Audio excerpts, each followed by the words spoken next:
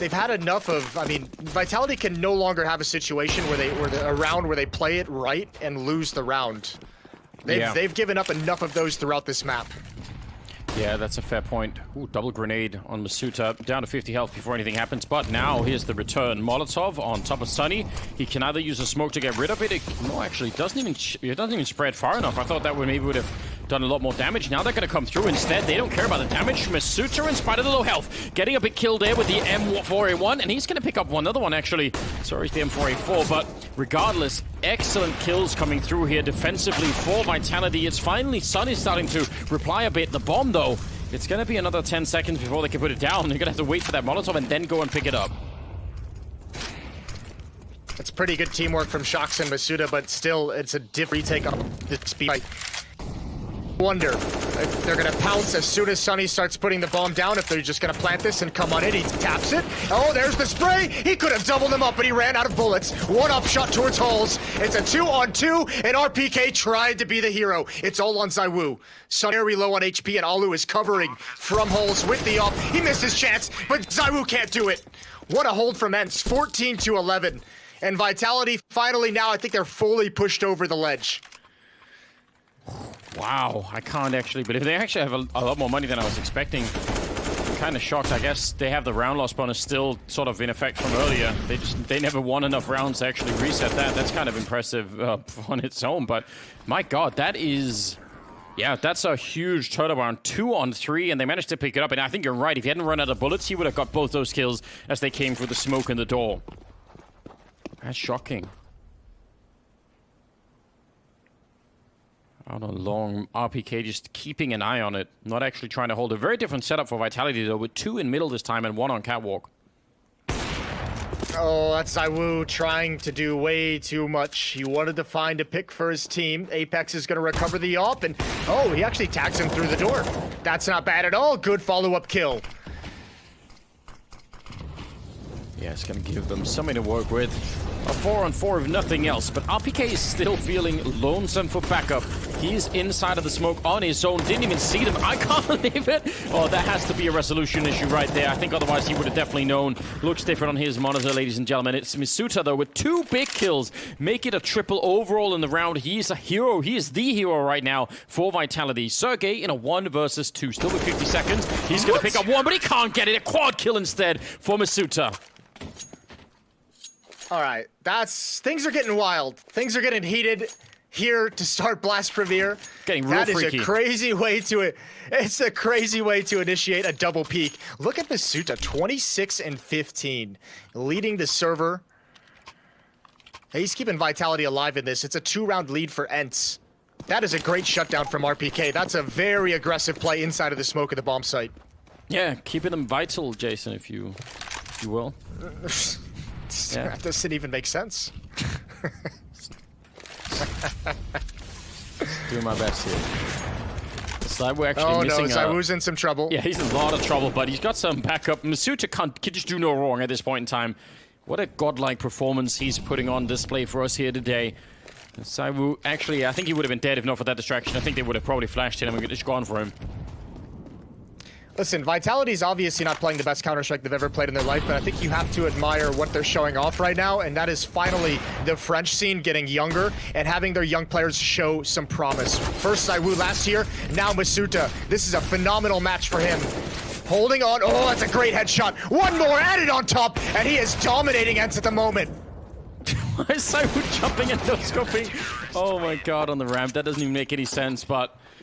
Masuta, you're right. I mean, the French Counter-Strike scene historically has always just been a really dangerous one, but they did have that long lapse where they weren't producing the talent. You're absolutely right.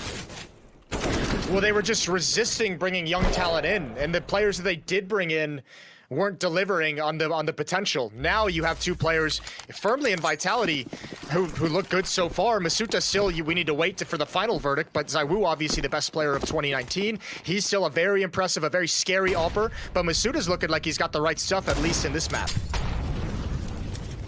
They've broken the economy on Ents. Back to Deagles on their side. This could be, yeah, this could be everything that we would want here. Could be 14-14 by the time Ents could start to pick up some rifles again, and then, I don't know, it's anybody's game. No AWP currently in rotation on Vitality, so you'd love to see that back in play. Yeah, I think they'd love to see it back in play as well. I think they're just waiting for that moment. ENCE has actually done a very good job of chipping away round after round at the money that Vitality has. 3 players on catwalk for this ENCE attack, 2 players in mid. They've got the 1 flashbang, so really putting a lot of faith in these Deagles, putting a lot of faith that Vitality is going to give them a mistake that they can exploit. Well, not gonna happen for Ariel. He wanted to jump down. Apex, 2 big kills. He's out in the open, and they want to try and see if they can test him. And he's ready for that all day, pretty much. Sunny, I can't believe he actually got both those kills. That's pretty disgusting. This is an absolute disaster for Vitality. This is exactly what cannot happen. Sunny with just a Deagle, 2 kills so far. They've got 2 players left. They're not going to build money. The AWP is going to be so far away, and he's got a chance to win. Flashbang is out. He peeks with it. Didn't get a clean shot, and now it's going to be tough. They're very close, and Shox has him boxed in. Yeah, but you're right. I mean, the $800 bonus, that'll help out ENCE. They actually did need that quite a bit. Now they get by pretty much whatever they want here. Tied up at 14-14, but that should not have got that far. No, I mean, the benefit, Shox had like 6 or 7k, just over 6k, I believe. Drops in AWP over to ZywOo. So at least they have that weaponry. We're all tied up, 14-14, headed into round 29. But we're going to get all 30. And maybe more. And maybe more. Let's hope so. What a great game this has been so far. I'm really excited. Smoke out for that corner out at long. No one is going to follow in behind it, but they might just want to put some pressure on them anyway. And that could be worth it. 1 down middle, and then 2 in A and 2 out long and 2 inside of the B bomb site. Is he going to try and sneak for the kill down middle there, Apex? That's the big question. Oh no. That did not work out. I think he was just 2 rounds in the last 3. Yeah. Yeah. It's 2 rounds in the last 3, though. They found that pick in mid at the double doors in the first 20 seconds. Remember, they picked off ZywOo earlier in an AWP duel. ENCE is, I mean, Vitality certainly giving ENCE a lot of advantages down the stretch. Oh, yeah, and we got to remember as well, it's actually not overtime. It's 15-15. They split the points in this format, so you don't want to be misleading people too badly. ZywOo. That's my bad. Well, yeah, you know what? It's fine, Jason. Don't even worry. I realize it's, you're in a different time zone. You've got that covering you as well. Ooh, ZywOo pushing up. He misses his chance, but there's still some backup here. RPK doing his best to stand tall and save his own sniper. And he did get back around the box, but the pressure is still on. Now trading Molotovs. Backup is coming in. They're going to get overwhelmed. Masuta going down, and now it's on Shox. He's the only one here with an AK-47, and they're going to fall back. And this is such a smart move. They could probably win the fight 1 versus 3 against them, but why not make it 100% and put the bomb down in B? That's a very nice call out of ENCE. Oh, and it forces his hand to just save. He's got the AWP and he's got to just bail out. There's no reason for him to go for this. Look at the money. ZywOo at 750, Apex at 0, Shox at 450, RPK and Masuta at 1900 and 1200. There's no cash flow anymore. All that money that was built up, all that bank that Vitality saved round after round, it's gone. They have players who won't even be able to have a rifle in the next round. So, ENCE have 1 chance and 1 chance only to take all the points in a victory. Wow, that's completely devastating, isn't it? I actually am, I'm kind of shocked that it turned out this way. Yeah, and it's so rough. I mean, these are not easy shots to hit, and I think it's just because of how good of a player ZywOo is that I expect him to do a little bit better. But he had that chance, that first initial contact towards Catwalk, and the over-aggressive play, RPK has to sacrifice himself so ZywOo can get into safety, and that sacrifice wasn't really rewarded in any way. ZywOo never hits anything after it. Imagine how beautiful it would have been if ZywOo had got the first kill and then RPK could have, followed it up and just sort of kept going and held the line a bit. That would have been nice. Oof. I'm seeing Apex reacting. It's always beautiful. 15-14 in the favor of ENCE. Round number 30. AWP on ZywOo. SMG on Apex. You've got an M4 in the hands of RPK, but Shox and Masuta equally are going to be fighting with some scraps. Are you going to want to take the risk in this round and hope that they find ZywOo, or are you going to make sure that he finds something to do with this rifle? You to put it aggressive on catwalk. The AWP? Yeah, on ZywOo. Like, do you want to go look for kills? Yeah, I absolutely do. We may not overextend into a crazy hunt, but I tell him to go for a pick for sure. I think at this point, you got to put the map in your star player's hands. You have to give him a chance to win this for you, even though he's seemed a little bit cold with some of his op shots today. I think you still put that faith in ZywOo. Well, so far they've just kind of, well, they were just escorting him out long. Now they've given up on that.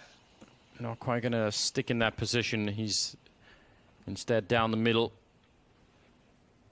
We'll see how they end up doing. Ents being very careful, but ZywOo was still finding a kill on Sergey. That was all the way in T spawn.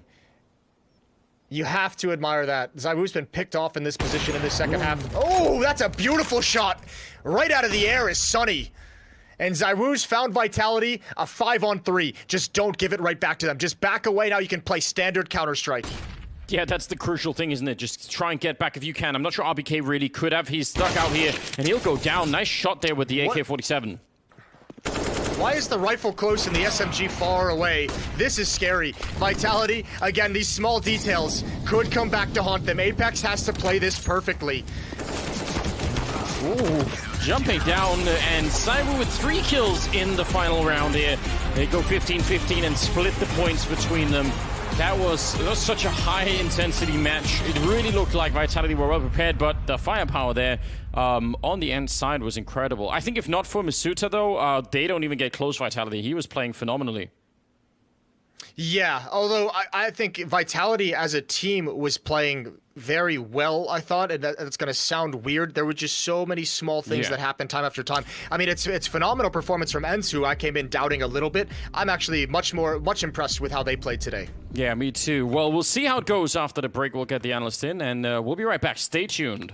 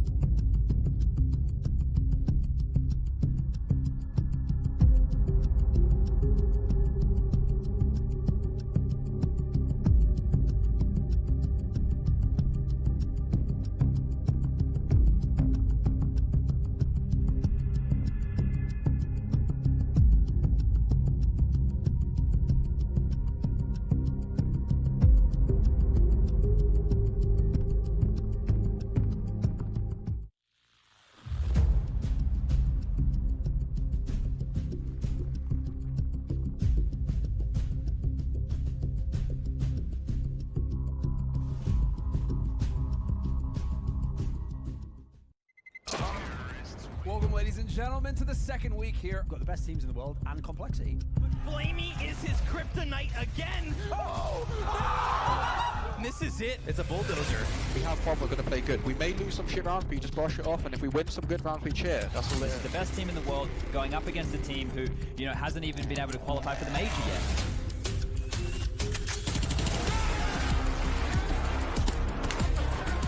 Just trying to buy time, flanking around, Flame punching him down, and he tries to immediate defuse. He's right there with the kid. Oh my god, I can't believe it. 16 and 12. I've seen every big CS goal match ever. I can tell you that would already be like a top 5 upset of all time. Simple catch. Oh! The shutdown. Isn't the Charlotte that I know. He's trying to get in the pit. Can he stand tall one last time? He lines them. Oh no! A beautiful spray! Electron says it! 16-14! Now he's doing it! It was ready for Vitality versus Complexity. Whoa! introduce you to North America's newest juggernaut. 16-6 as they take down Vitality. Complexity have one last beast to challenge. They wanted to build Juggernaut, but we want to destroy the Juggernaut. Of course. 16 rounds to Navi's favor. Victories on Train and Mirage. And the Navi Storm has come and conquered today. It's an exciting, couple of days that we've had here, and it doesn't feel like we've had any losers other than maybe Astralis.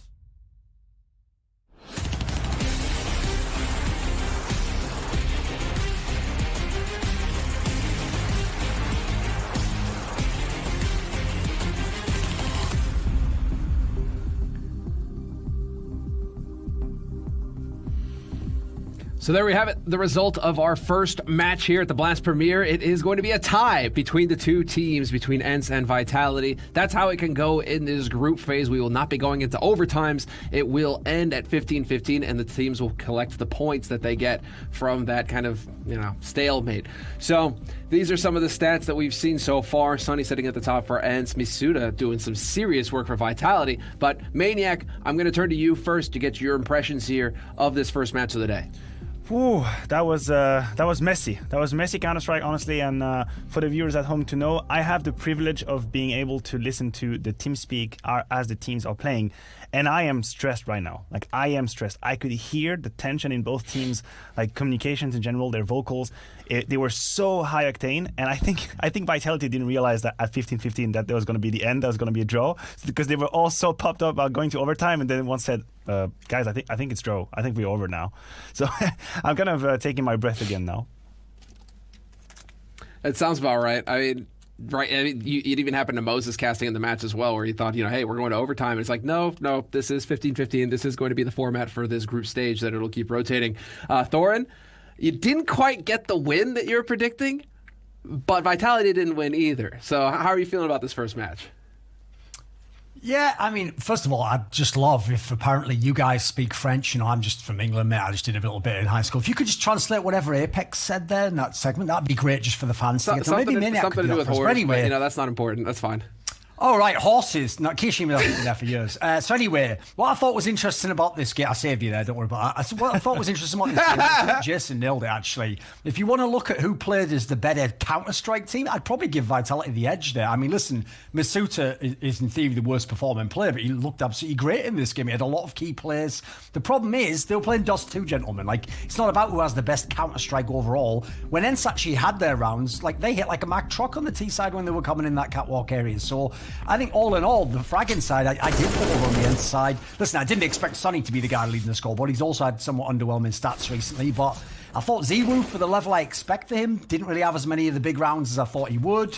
Clutches were kind of going back and forth, so I think the result is fair overall, but if I'm ENCE, I'm definitely feeling like we could have stolen that one away. It does feel like it was within their grasp, and I think something stood out for you in particular, Maniac. Yeah, I just wanted to touch upon the B takes from Vitality, specifically on their T side, and it's something that we will probably show you a bit later, but it's actually a few of the IDs that they had. Well, this is actually on the defense, but the B side was, for me, the key part from both the T side and the CT side. Unfortunately, this one here, that's a huge dropping the ball moment for Vitality. And honestly, that is the story of the second half. Doesn't matter the B side, forget all I said. This here is the illustration of what happened to Vitality. They had many occasions to close out rounds versus ENCE. The first anti-eco rounds, a couple of 3v3, 3v2 here, and I would hear the team speak, and I can tell you this was panic mode. And the coach was trying to calm them down. They were trying to stay focused, but they just could not. And they've dropped so many of these rounds. And that clip right here, it's got to be frustrating for Vitality. So now, that is going to be our first match. And we're going to have a pretty quick schedule here that we're just going to keep rolling along with as well, because we have so many matches to cover in the day. Not only do we have the European matches, but we also have the North American matches that we'll be getting to each day here at Blast. And so it means that we need to be quick and snappy between these matches. Love to talk more about this first one, but we need to start focusing on the second one now, and that's going to be between Dignitas and Mouse Sports, our second match of the day. And, well, we already got to look a little bit about Kerrigan and how he needed to take a step away from the game just to recharge a little bit and get ready for this tournament. Is that something we're going to be keeping an eye on here going into this second match? Well, the thing And about I'll start Mousesports- with you, Maniac. Yeah, I mean, if we talk about Mousesports, the first name that we need to mention is Voxic. For me, it's quite clear. He's been the one individually who's dropped off the most in terms of offline versus this online very special period we're in. And the problem for me is that peak Mousesports has Voxic performing like a madman. That is the win condition for Mousesports, because you have Rops. Rops is one of the best players in the world, hands down, no discussion. Frozen, he kind of came into his own recently, but Voxic is the X factor, and he has been missing recently. Don't get me wrong, he doesn't have bad numbers, but he doesn't have Voxic numbers, so he will be the man to look for in terms of Mousesports. And Thorin, is there anybody else that stands out for you on the Mousesports lineup? I mean, to me, it's always a joy to just look over and see that Chris J is still kicking. I mean, this guy's been around since the beginning of CSGO, and he's still crushing. Yeah, the thing that's rough for me is, like, first of all, Chris J has actually been somewhat underwhelming online, which is ridiculous if you know his history, because he was originally known as Online J. He was one of the biggest onliners in the scene, but recently he's had his struggles, and I think his struggles have been the struggles of Mouse in general, because I thought when they were making those finals, that was actually something incredible I'd put on the resume of Carrigan. I don't think that team actually had much business being in all those finals in a row. So when you have a squad like that, I think they had just enough skill distribution in the team before. So to echo what Maniac's saying there, Woxic dropping off, not only is a big fragger, but he was kind of like the big time playmaker. If you need someone to win you a massive 1vx, take over a Dust 2 game, you looked to Woxic for that. So I think what you've seen is Frozen's not quite ready, in my opinion, to step into those shoes and be a massive superstar. Like Rops Frozen isn't going to be the 1-2 punch that's going to take over the world in 2020, maybe in 2021, 2022. That's when, if you keep those guys on the roster, they could be very, very powerful. But right now, that guy's still very young, very inexperienced. So the fact that Woxic also takes so many resources, you've got to give him that up. You've got to let him play pretty free. I think that you can't really replace a guy like that. So at the moment, they already had all the roles set in the team. And this is looking a lot more like the Mouse spots before they got everything together at the end of last year. And it's going to be good to keep an eye on him as well, because right now we're going to go ahead and hear from Kerrigan, the mastermind behind the team, the in-game leader, and we'll hear his thoughts now on how the team are doing. We saw you guys experimenting with some ways you were buying up at times, right? Where maybe the rest of you have full buys and then it's just a pistol in the other hand of other players. What's your reasoning behind this? Are you just trying to work out the economy in a better way? Yeah, I think it makes us have a good economy in the long run. That means if a guy plays a Deagle, there's a specific way he's going to play that spot, right? He's not just going to run around doing nothing. Or in that case, Chris has MP7 or Mac-10, he goes in first. When it comes to a Deagle, I think it's really cheap weapon and it can be used really good in close combat. Really Robs and Chris is really good doing that. So it's a way of working out the economy in that way that sometimes we can have a better buy than people expect. And started to realize what kind of economy we have, right? So we're still experimenting with it, and I feel like it have worked out pretty good, because that's not why we lose the matches. Then now Enzo would have said we stop it and we go back to the normal, but we have to balance it good, and people won't realize when we're doing and why we're doing it. And so a quick word from Kerrigan there going into the picks and bans. We're going to hop right into the pick and ban now, Jen, so I'm going to hand it over to you and you can get it started. What are we expecting here? Ooh, okay, what are we expecting? I would expect off the bat tactical map. I'd say Nuke is a possibility that's played by both teams. Train could be also like a wild BO1 map, but as we can see right now, they're still in the lead. What do you think, Duncan? Is a possibility Nuke, Train maybe? Yeah, I think those are most likely. I mean, I'm already interested that Dig actually blew the ban on Mirage right there. Like, obviously, I would wait till the very end. I would try to play chicken with that. No one wants that map in this scenario. So Nuke's already out of the equation. What have we got left at this point in time? Train? Like, yeah. I'm actually surprised that Nip's willing to play that at this point in time. That's like a Mouse Sports staple. They love to go to that map. Listen, it's certainly a map that the guys from Dig have played, but this is actually, I'm looking online now, this is one of their worst win rates in the entire pool. So I know stylistically they might like it, but you're playing right into what Mouse Sports wants here. All right, gentlemen. We're running out of time. The match is about to get going, and so I'm going to have to end it here. We're going to try and catch up a little bit later on after the match, but now it's time to get into our first match. Also, be sure to check out the Blast Premier Twitter. We're doing the fan cams, and that's something where you can send in a feed of yourself watching the matches, and we'll show that on stream. So if you're a fan, if you're watching the matches, if you're cheering for a team in particular, be sure to check out the Twitter and get involved. But we're going to take a quick break, and when we come back, we'll be getting into our second match here at Blast Premier.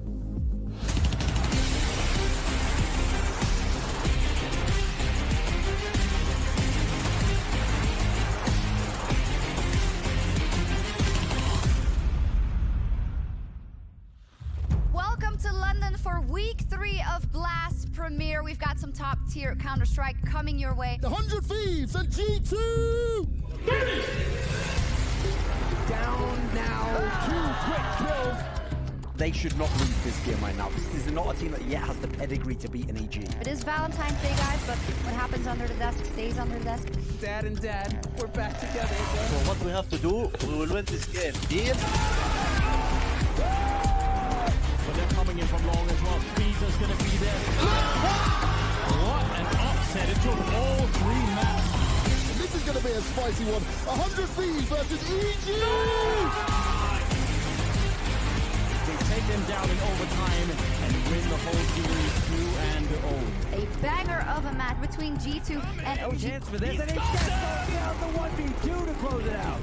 EG versus OG for a spot in the straight finals in Moscow. We are legends of this game. We will rip, shoot hits. Deal? Let's go, Alexi. It was an upset last time and everyone was shocked, but here we go. OG absolutely living the dream, and they will take him down for a second time. Let's focus, bros. Let's focus like we played first time against them.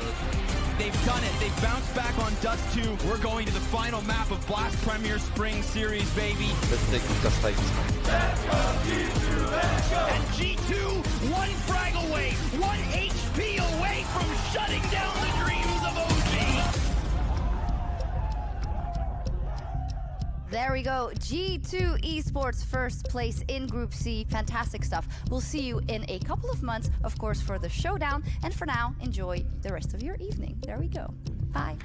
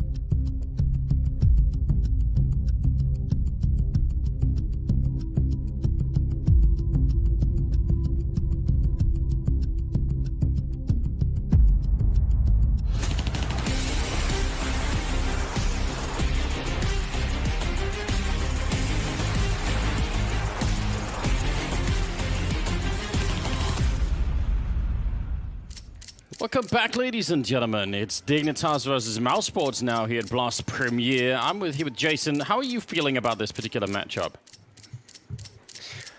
This is an intriguing one for me. I picked Dignitas to win this. I would have liked to have known the map ahead of time because I'm a little bit worried. Mousesports, as we saw yesterday against Navi, they know how to play some train.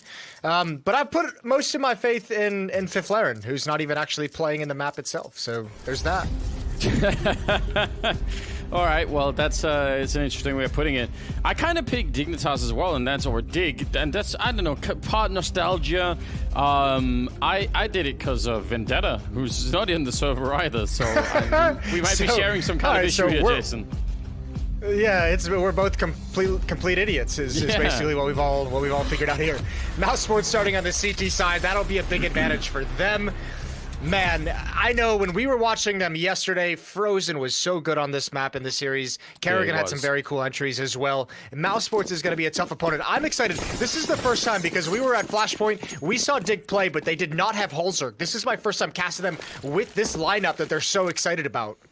Yeah, you're right. That's going to be something that I'm looking forward to as well. I didn't even really think about that. Woxic already getting tagged. There is a smoke, but they're not going to respect it. They come through for Chris J, and Holzerg will take him down. Get right. Actually, just continuously running around the corner. He'll get taken down by Robs, and they're trying to get out here, but running into some of those powerful pistols. Frozen is finally down, and it's a 3-on-3. Look at Kerrigan and Ladder Room, though. That's a huge kill to get. I think Dig needs to find a way out. Right now, bomb is being planted, and this is an impossible angle. That's an impossible situation for Exist. Woxic gonna give it up. Rupp starting to push forward, and Exist still not checking behind him. This is all down to timing, and Exist, I think, it's just going to be a free kill. Here comes Rupp, turning the corner, easy headshot. Holzerk finding one to execute, but the bomb is so far away. They don't have a kit right now, but he still has to get very, very close. And yeah, they're coming off the bomb instead. They're going to have to wait for him to actually go down. They're doubling up on him. He's going to take down one more. And suddenly it's a 1 versus 1. He's still going to go down. Robs will find him and find a kit and win the round. That is close. I can't believe Rups didn't even just stick that right off the bat with the bomb not planted for Holzerk whatsoever. They gave Holzerk a real chance to win that 1 versus 3, and he got very close. If Rups doesn't hit that 1 tap, Holzerk can play the time like a beast. 1-0 for Mouse Sports, but that's a close pistol round. That really was. I mean, I guess, yeah, he maybe even could have just stuck it the first time around, but a little bit of nerves showing, perhaps. They still end up winning the round. And they buy an exotic selection of weapons here. Just whatever they could get their hands on the CT side. Now, here's the interesting thing. I still don't know where to put Mouse Sports, because I know we have this whole online era of Counter-Strike, and we're back to some uncertain dark times in terms of results. But, man, they've lost 4 of their 5 last series. They've lost to Mad Lions, Big, Complexity, and Godsent. Their only win recently in a full-blown MR15 series was against Copenhagen Flames. So, I mean, they're having just a tough time at the moment getting things figured out. And now even more, Dig has a 2-man lead in this second round. They're about to lose their advantage gained by winning the pistol. I don't think they were ready for that 1 AK-47 in play. I definitely don't think he was ready out at Ivy for that boost on top of the smoke. Those are 2 kills that go unreturned at all. Not even any damage being output there from Mouse Sports, and they are definitely in trouble. Robs could be walking into even more trouble. I think this angle is being held by Freiburg with that Deagle. We'll see if he's going to be able to actually pick up the kill. 50 seconds on the clock. Get Right is also snuck in behind. Oh, no. He's infiltrated the lineup, and that should be pretty much a free kill here. Oh, setting it up, missing a chance, and missing another one, but finally gets the job done. Oh, he did such a good job lurking. He didn't even have to have a clean shot. It took everything. Nice frag from Holzerk, and Frozen is feeling oh so lonely in a 1 versus 5, stuck in ladder room as well. I love the call from Dig though. Once Get Right gets that lands at the inner bomb site, they can just wait. He's got such a powerful flank. There's no reason for them to attack before he's in position. So good call from Dig, a good second round victory. Yeah, it really is. I mean, again, the start of this round was just pretty much for free for them. So they're going to be excited about that. Just going to tie it up 1-1. And, I mean, Frozen, don't know if there's anything he can accomplish in this round. So we'll have to wait a little bit. That's going to, I mean, that if you're Dig right now, the one thing you obviously want to avoid is the theoretical double AWP setup. So when you win the second round like this, you actually push that quite out far into the future before they could do that. And that's got to feel pretty good. Ooh. Get Right coming in. 1 HP on Frozen. It's all down to timing, and it's not with Frozen at all whatsoever. So we're all tied up. Ooh. Good round from Dig. Good kills from Holzerk with that AK-47. He's up to 5. I mean, he looked... Yeah. I was going to say, he looked so confident in the first kill on Carrigan there. Walking into the main, he was just, I'm getting this one. Yeah. I'm really interested in seeing how this Dig team performs throughout this spring showdown, because, I don't know, they seem like probably the team in professional Counter-Strike at the moment that has the most to play for, protecting like the legacies that they had from NIP early on. But also, like, I can't think of a single person who necessarily thinks that this Dig experiment is going to be successful. And you have to imagine these players are fighting to prove everyone wrong for the most part. Yeah, that's, I mean, I actually do feel for them in that sense, because if it fails, then, you know, a lot of people would have said, man, if only they would have done this switch, you know, 3 years ago, they could have actually really built something, and that's a lot of pressure on every one of them, I kind of agree. Chris, though, missing a big opportunity, and it'll be Holzerk to start off the round, taking him down. We've got Deagles all across the board here for the Mouse Sports side, so some danger in getting some full 1Ds. Like that. Oh, nice shot from Frozen. Kerrigan on top of the train. The flashbang destroys his chance at killing Forrest. He's down to 8 HP. It's Toxic and Rops. And they're both back deep behind the trains for the moment as the bomb is going to start moving forward. But look how patient Dig is being on train here after these initial contacts. We've seen it a couple rounds now. They get their foothold in the yard. They get their foothold outside, and they just kind of wait for the reaction. And that's a good play. I mean, again, the pressure is not on them just yet. Still have time to put the bomb down. Sneaking in underneath all of them is Woxic, and he didn't just want the one kill, he actually wants to set up a whole number of them. See if he could find enough of them. There's one, he turns for it, he's ready, and I mean, he had that pretty well mapped out in his mind, but that was difficult with the weapon that he had. Yeah, that's just Dig. I mean, even with that kind of a passive setup that I like so much, taking their eyes off one portion of the yard. No one looking towards Old Hell, and he's able to wheel his way into position. 2-1 for Dig, and that second round full investment from Mousesports, Deagle and Armor, that puts a huge dent in the early money for the Mousesports defense. So they're gonna have to sit back on just pistols, P250 on Voxic, USPs on everyone else, and a Zeus on Rops. We'll see what he can get done with that. Rops' play in ladder room is something to keep your eyes on because he's so good in that position on both sides of the map, both at CT and T. Yeah, you're right. It's actually a lot of fun to watch. So far, he's taken it up over towards the B bomb site, but I tend to agree. It's definitely interesting to see. That early AWP on Holzerk, definitely a bit of a benefit to them. Shooting Forest in the legs. It's not what I was expecting, but whatever. Ooh, Forrest gonna turn in. Good aggressive stance. Kerrigan's giving him a dink. Again, Kerrigan just cannot clean up Forrest. 1 HP. How is he alive? I have no idea how Forrest found his way out of that. Freiburg is gonna pay the price instead. And starting to get some flanks coming in. Now Dig just handling these USPs at range. And I think even Holzerk's footsteps gave it away, and Rops does not want to mess with that. Yeah, he's not interested in that fight. Hard to blame him. Still maybe wants to find a way to use the taser if he can get, close enough. Sap someone with it. Seems unlikely at this particular point in time. But even this next round for Mousesports, I mean, it's going to be a decent buy, but it won't be supercharged, will it? The round loss will have started to kick in, and they've got the money saved there. So we'll see if Mousesports want to go aggressive and play forward towards A main especially. I'm kind of curious about that, or if they want to leave it alone for a minute. Rob's not actually finding anyone. Surprising lack of that's a little fight. Yeah, it's a little bit sad for him. Everyone from Dig, they're playing a pretty disciplined game so far with the way they've been approaching these situations. All 4 players evacuating in the same area back towards T-Con. Rops will get his chance at long range, and Forrest is going to die to the bomb. That's a bit silly, but he had 1 HP. How are you supposed to know? I don't know. Take some chalk and draw the outline on the ground. That bomb. I don't know. That's a good point. How are you supposed to know? I mean, if he pushes far enough away, right, he walks right into the USP from Rops. Yeah, that's probably what he was trying to avoid. 3-1, and yeah, a buy coming out of Mousesports with. So I'm seeing no defuse kit. M4s. Yep, no kit, no op. This is going to be a challenge. Good positioning from Get Right. Oh, he's had 2 chances now, and he lost them both. That's a nice frag from Frozen, but he's got more to do. He sees Freiburg over in ladder room. He knows what's coming. Nade is out. Freiburg hasn't peeked just yet. That nade lands right on him. What a headshot. A stunning shot from Freiburg to find the equalizer. Not letting Frozen go, and I mean, that smoke that goes up in main would have been enough to, I think, to let Frozen get away. Now instead, Kerrigan going down. That was Holzerg looking over the smoke, even though it did register as a smoke kill. He definitely saw him over. And now it's a 4-on-3. Chris sneaking close to the main. Oh, you're right. He's already got out there. It's his turn to make the play. Yeah, this is going to be intense. Chris J in middle, dropped by Forrest. And essentially a free setup here. He's calling it in, so even then, Woxic is not going to be able to get any kills here, or shouldn't be able to get any challenges. He's just walking up. They're making absolutely sure.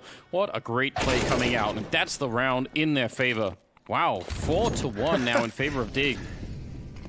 Yeah, this is a good early showing from Dig here on Train. 4-1. They've taken the guns away now from Mousesports. They've depleted their money again, and Mousesports looking a little bit stumped. I don't know if you had any of these conversations, Anders, when we were actually, I mean, oddly enough, this has happened when we were at Blast in London to start the year, when we were still able to travel. You started to hear a few players kind of talk about how good Dig actually was playing in practice, which, like, not trying to put too much on it, but that was maybe like the first promising sign for this Dig lineup, that they were getting a decent amount of respect from players for how they were looking in practice. Yeah, and I do actually remember. I remember what you're talking about here, and there was even a part of me that was thinking, I felt like maybe the incentive would be to sort of almost do the opposite for many players, to say, you know what, it's just a joke. Like, what an absolute joke team. But that's obviously not the case. I think actually many of us might have been completely underestimating them, which is, I think it's exciting. It's really exciting. Yeah. We actually had there was a player in the pro scene who actually told us that their utility usage is better than Astralis at the time, which was a little bit mind-blowing. So, I mean, listen, might be hyperbole. We'll see how it plays out. But at the moment, at the very least, 4-1 lead. They're looking much better with Hulzerk in this roster. He's 8-1. Forrest is 5-1. That helps out a lot, doesn't it? If they could just have, I mean, 2 out of 5 do a lot of the fragging, as long as the rest keep up, you know, with the fundamentals and you know, don't make any big mistakes. That's a good foundation, if nothing else. It's looking really decent here. He's locked in. He's got his curtains drawn in his little battle station room going on there, Jason. I like it. It's the only way to have a proper home gaming setup. Curtains drawn. Yeah. All the darkness. Just only light you need is coming from that monitor. You know you're getting old when you need the light turned on in your gaming room. Trying to save your eyes. Yeah. Exist not wanting to take any peeks down there, and there is a Deagle waiting for him. Also a scout in play on Robs, but it should be a 5th round here for Dig if they can avoid the stack that's going on in the A yard. In theory, yeah. Here's where I think the online play is going to hurt Mousesports and help Dig. As we mentioned, Dig has something to fight for. They haven't established themselves as a top team. Every official game for them matters in a big way. Yeah. For Mousesports, who have played so many lands recently and have gotten to the top and won 5 in a row, this online play probably feels like more of an inconvenience. And that's where you have to be careful if you're Mousesports. That needs to be a constant source of conversation for the team to just say, be focused. Don't overpeak. Don't lose your patience in these rounds, especially against a slow-paced Dig team. Just sit back and don't try and do too much. Yeah, and they're mostly a really young team here on the Mousesports side, so keeping that focus definitely. Yeah, but they probably want to just roll out and get some kills and to try and do it. Frozen with a couple of good ones there with the Deagle, and he's still alive, miraculously back here behind the bomb train. Actually, it's a 2-1-3. Some more grenades raining in. He can't see anything at all. He'll get taken right down. Another kill from Hulzerk. Smoke fades, and Kerrigan will take down Freiburg. I don't know why he wasn't ready, but he wasn't. Yeah, oh no, another one for Kerrigan. A big double, and that is a steal. That's a huge steal. That's a great round from Rops as well. We saw him have a phenomenal scout round in Mirage yesterday against Na'Vi. Here again, I think he got 3 tags, maybe 2 tags and a kill, all from Old Bomb, all from way back down the alley. And that's the one area that Dig did not have smoked off. Good kills from Frozen on the bomb train as well, but there's a few easy cleanups as Dig closes in on the bomb train. Oh, even a Flaren cam we have going on. I'm excited. I'm real excited now. Look at the pacing. That's One really shot changed from the game. Force and a response from Chris J. Yes, it has. Fifi cam. Didn't expect it. It sounds so cute. It does. Yeah. We'll leave that alone for a second. Double up now. That was a threat from earlier, wasn't it? It's Chris J and Woxic to pick it up, and that is something that they're going to have to find a way around here. Now, maybe Hulzerk just is the tool to get rid of at least one or maybe both of those AWPs. He's been pretty powerful with it. But if not, it's going to have to... You're going to have to put down some pretty good smokes and do something while they're down. Really exploit that situation if you can. They're waiting around a lot here. They might be expecting some sort of reaction coming out from Mousesports, and it's not coming.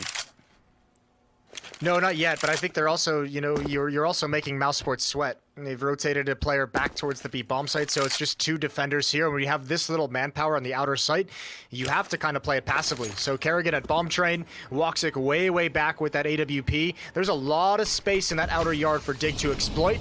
And here comes the utility, now starting to encroach and push forward. Freiburg can play the lurk in this scenario. Yeah, but he really wants to just at least look at the angle. Shoulder peek, but not going to be patient enough, and Woxic will take him down. Didn't bite on that first little elbow showing. Karrigan on top of the bomb train itself, and he'll get the kill.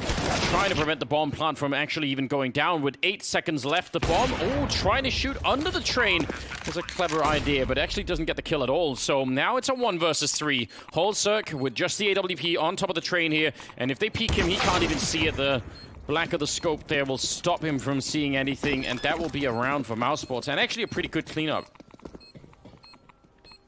That's a very nice round for Mousesports. They handled that well. I think Dig was expecting a little bit more success from Forrest's play. He gets that first kill. The trade immediately kind of negates his position over at E-Box. Nice try from Dig. They still have a 1-round lead. Not too bad early on in this offensive half. Going into round number 8, already with 4 rounds. You got to be happy about that one. And they got money to buy up again. AWP on Holzerk and AKs to surround it. Yeah, and I think the moment of truth is right now for Dig, because if they lose this round, then Mousesports will start to build their own economy in a decent fashion, and they will run out and have to save, and suddenly, from having a pretty good lead, they could actually be quite far behind. And again, on the T side of Train, I mean, when you start to fall behind and the CT side will start to accumulate more HEs and Molotovs, it's going to be a problem. We've seen it so many times in the past. Yeah, they would, I mean, obviously, really would like to get back to the winning ways earlier on and maybe a few more kills in some of these close round losses. More aggressive defense coming out from Mousesports, this time Frozen in ladder room. He's even got Karrigan along the wall in support right by E-Box. So really putting an emphasis on getting close up to these choke points, keep the spacing for Woxic with that AWP out towards Ivy. And a 2-man stack again towards the inner bomb site. Chris J far back with an AWP and Rops up close. A lot of waiting once again. Nothing much being done to force Frozen into the fight. So they're just at a bit of a standoff right now. Bringing the bomb over this way, though, while leaving, again, well, this time actually Get Right, I think, all the way down at Ivy. Oh, Freiburg, no, once again, sorry. It is Freiburg down there. Yeah, Get Right just threw out a smoke towards the lower ramp, and I think this is going to be a pop flash in towards main. Mousesports is starting to look for information because Get Right was trying to bait out a little bit of utility. I don't think it worked. But Mousesports still doesn't fully realize what's happening. There's a lot of different things happening across the map, but they're all small individual plays from Dig. Now, just under 20 seconds, they're going to attack this bomb site. Rob's taking his time with the shot. He transfers over. Look at the clock. 11 seconds, 10 seconds now. It's the enemy of Dig. They're going to get in. They'll be able to get this plant down as Chris J backs off. Holzerk actually has a Molotov back here, and there are no more smokes being picked up. Forrest with great headshots taking down Karrigan and Woxic. Who needs the Molotovs at that range? It's going to be Holzerk going down, and Frozen will take down Forrest. They somehow lined up for him. What a chaotic round. And now it's a 2-on-2. Chris with the AWP, Frozen on the flank, but he himself is getting flanked, and I don't think he realizes just yet. He's a second away from death. They could just turn the corner, Get Right inside of the bomb side. No chance, but here comes Freiburg. Can he clutch it? 1 versus 2 seconds away from the defuse. He gets back around the corner and makes his escape, and that is the round. I can't even believe it. Chris will get the kill, but it won't matter. That was a close one. Oh my god, Forrest is disgusting. He just stands tall on sidewalk and challenges. They have no smokes down. They have no Molotovs in the choke point. He's holding them off by sheer force of will. That second one tap is filthy. 2-round lead. Now look at this from Forrest. Clean, one well in control, and bang. He saw it coming, didn't he? What a cheeky play. And that would have been, again, the reset for Dig. They wouldn't have had money to buy. It would have been a disaster. Look at what they forced Mousesports to buy in this round. How much money is lost. Oh, Woxic staying real cool. In spite of everything. Calm and collected. Yeah. I guess it's, I guess you kind of have to. Maybe they're just used to it. It's Forrest after all. They're just like, all right, well, we've all been one tap by Forrest in our day. Everyone has the to tough have part a turn. is nobody on the AWP is not going to be out for Dig, which Holzerk is obviously favored within this Swedish attack. Attack of the Swedes. Sounds like a weird and 70s movie. Holzerk is Norwegian, isn't he? Oh yeah, that's a good point. Well, I believe. I'm sure the Swedes are thinking one day that'll be their country too. So. Maybe this is the first adaptation.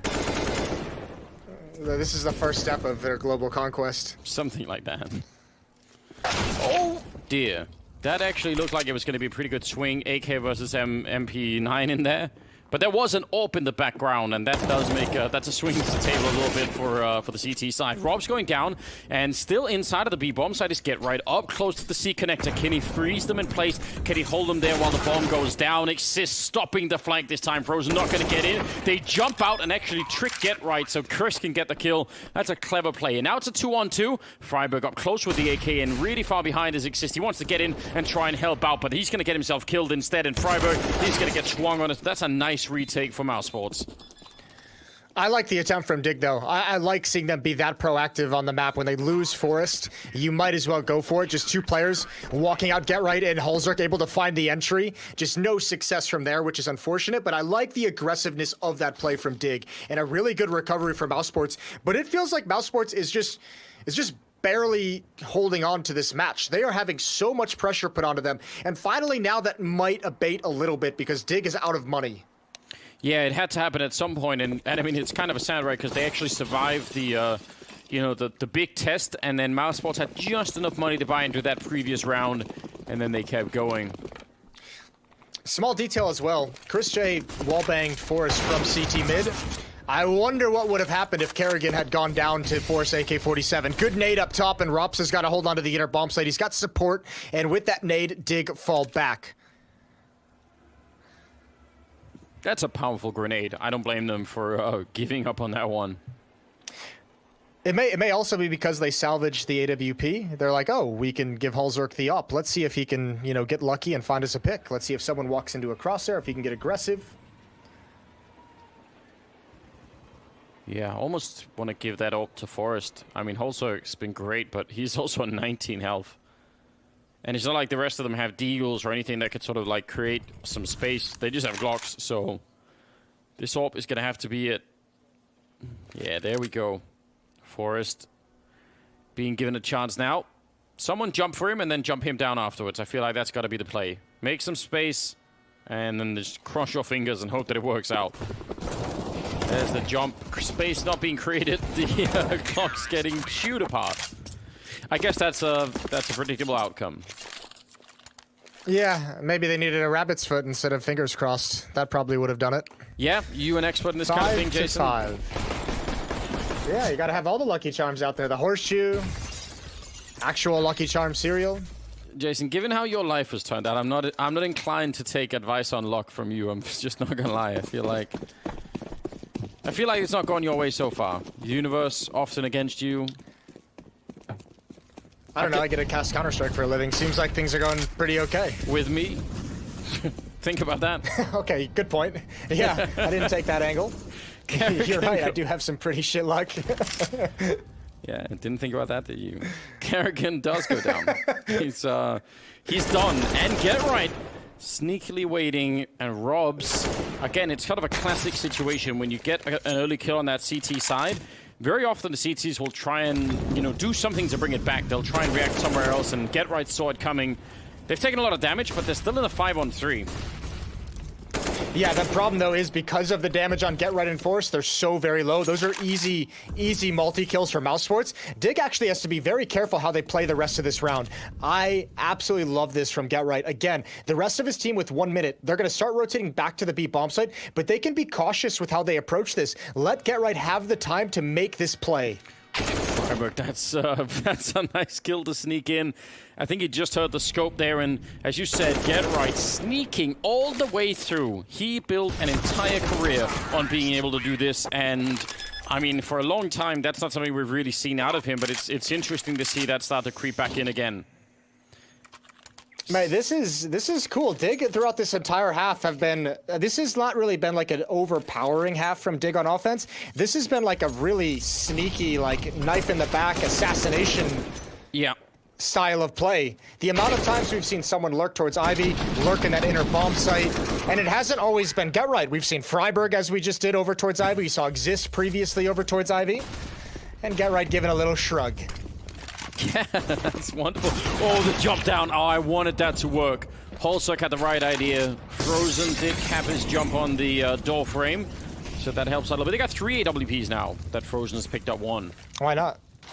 If you get it for free, might as well do it. Problem now is, this is where you'd really hope that GetRed can make one of his plays. And he's got to take advantage of the smoke he just threw. But look at how close Rops is with the deagle, and he goes down immediately. Oh, almost gets it through the smoke. That's What? Chris J, very low and taken out. And GetRight has done it. A classic move. He's opened up the other side of the map for Dig. Excuse me. He could do it again, almost getting down Kerrigan. That could have easily been a kill there with the AK-47. Absolutely outrageous. Woxic looking at the smoke, but again, this is one of those positions. If he fails the shot, if he just legs him, he's probably going to be dead, and it'll be a 2-on-2. 50 seconds now, and Dig are waiting. They want another mistake coming out here from Mousesports, which they're not getting right now. Well, it's going to be Freiburg in an isolated 1v1 against Frozen. That's the big battle. How do you cross this line that Frozen has held, especially if you're trying to be quiet? And the answer, oh my god, he saw it, he saw it, he gets to pre-fire the op. Long distance shot from Woxic is missed. Oh my god, but he did respond perfectly onto Exist. Freiburg in a 1v2 bomb is being planted as well. Freiburg still in it, but Woxic showing up. I'm so shocked that Woxic got that flick on Freiburg, because he was looking at, over at the Exist, was it? Freiburg, he was looking at all the way throughout the long corridor of that bomb site, and somehow still able to do it. That's a great triple kill from Woxic. I did not see that coming. Wow, they're really chilled out. That round was... That was some heart attacks in that round. Missed shots. I don't know. I want to see Woxic with that miss and then the conversion over to Exist. That had to have been pretty quick, because I thought Exist would certainly have the jump on him. But man, that's a great entrance provided. Here it is. Nope. We'll find it later. We'll figure out a way. Because yeah, I agree. that probably was the main kill there. 6-6, which is still, I mean, from Dig's point of view, this is just a really, really great scoreline to go into the second half with. I don't think they're going to be sad at all in this. Holzerk winning the Battle of Ivy, though. Kerrigan also going to get traded after taking 1 down. And this time, look at the change of pace coming out of Dig. They're so much faster. Frozen will win the fight against Forest, though, and that's a big deal. Oh my god, I can't believe he got a second kill there. That's a wild spray. And again, Mousesports just barely holding on with kills from Frozen. Exist, gonna go down inside the smoke. Chris J just messing with him. 7-6. I think it's, again, very impressive Mousesports is hanging on in this game, much less having a lead. They're doing a phenomenal job of maintaining this. I'm really, really, really impressed. 6-7. I think 6 rounds already here for the T side is really great. I mean, they've run out of cash, and I think that's maybe the thing that'll put a smooth end to this first half for Mousesports. If they can win the next 2 rounds, 9-6, I don't think they're going to be too devastated at. But this is a strong test right now. Holzerk at 12-8. That's really something.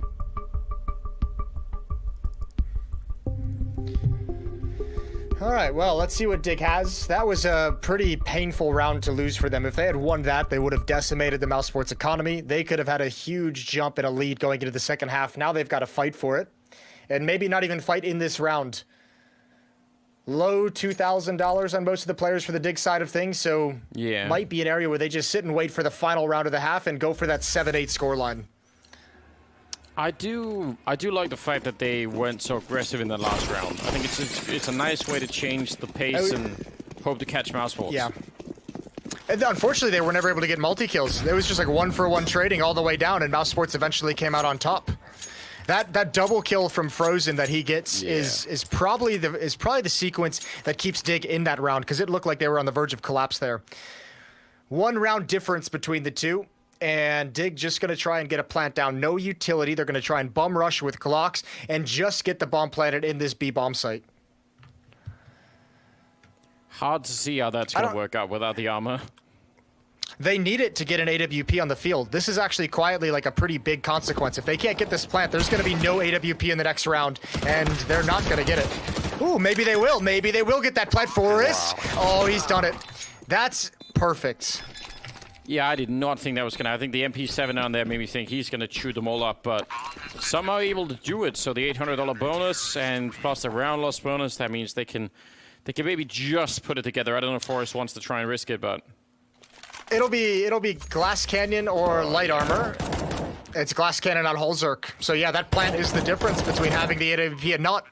Good job from Dig to get that weapon in the field of play. Still going to be a bit risky without the armor. Oh, these are the fan cams. That's what I'm talking about.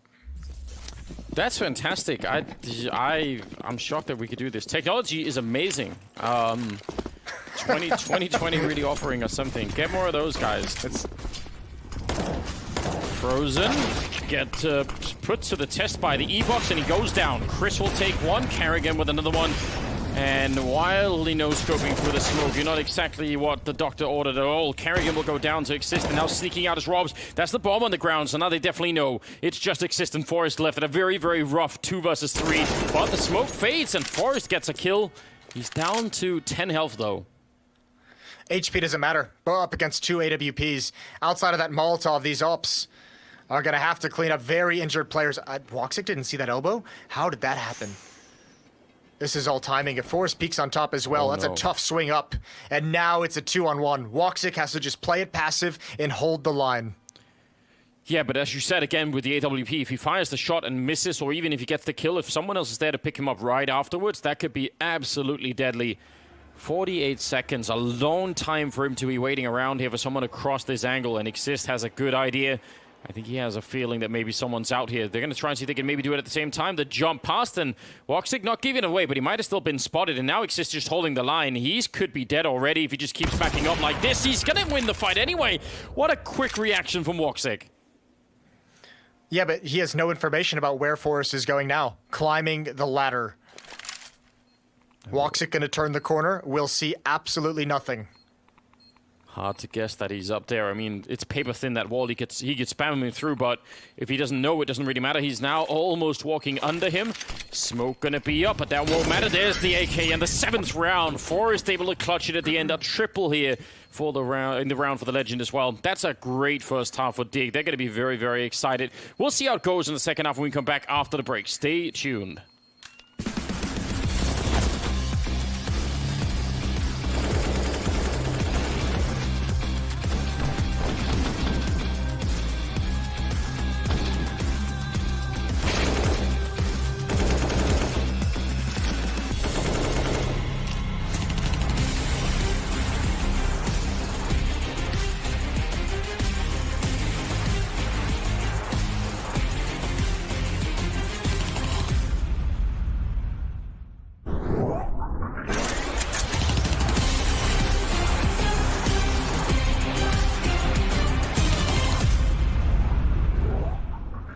Hi everyone, my name is Christopher Getrud Allison. I'm from Dig. I'm together with Device from Astralis, Akon from Mad Lions, and with Crims from Fnatic, and doing some sort of a cool showdown between us four. And we're gonna shoot out here and just doing our own thing and just hit it.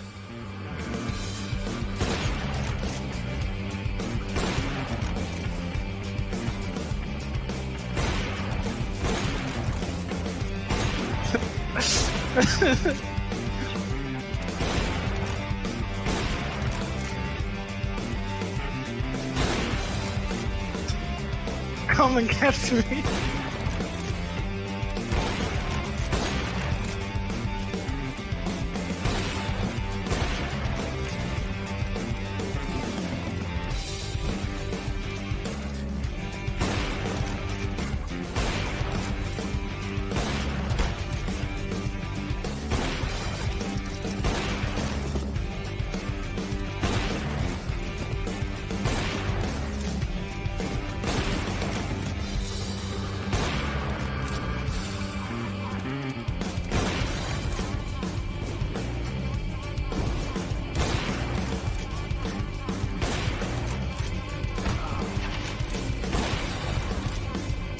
Everyone.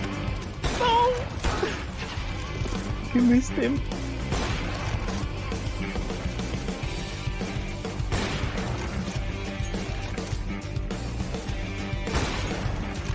De er i gang, så laver du. No!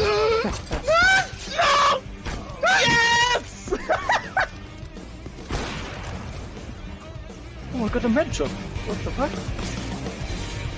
Why am I even seeing Crims on my side?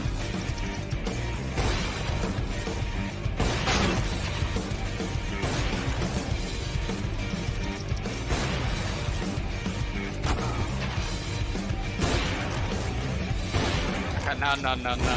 It's in Windows. Oh, no. He's dead.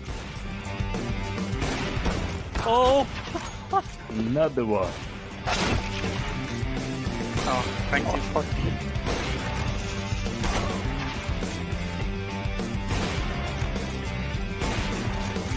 Window. No.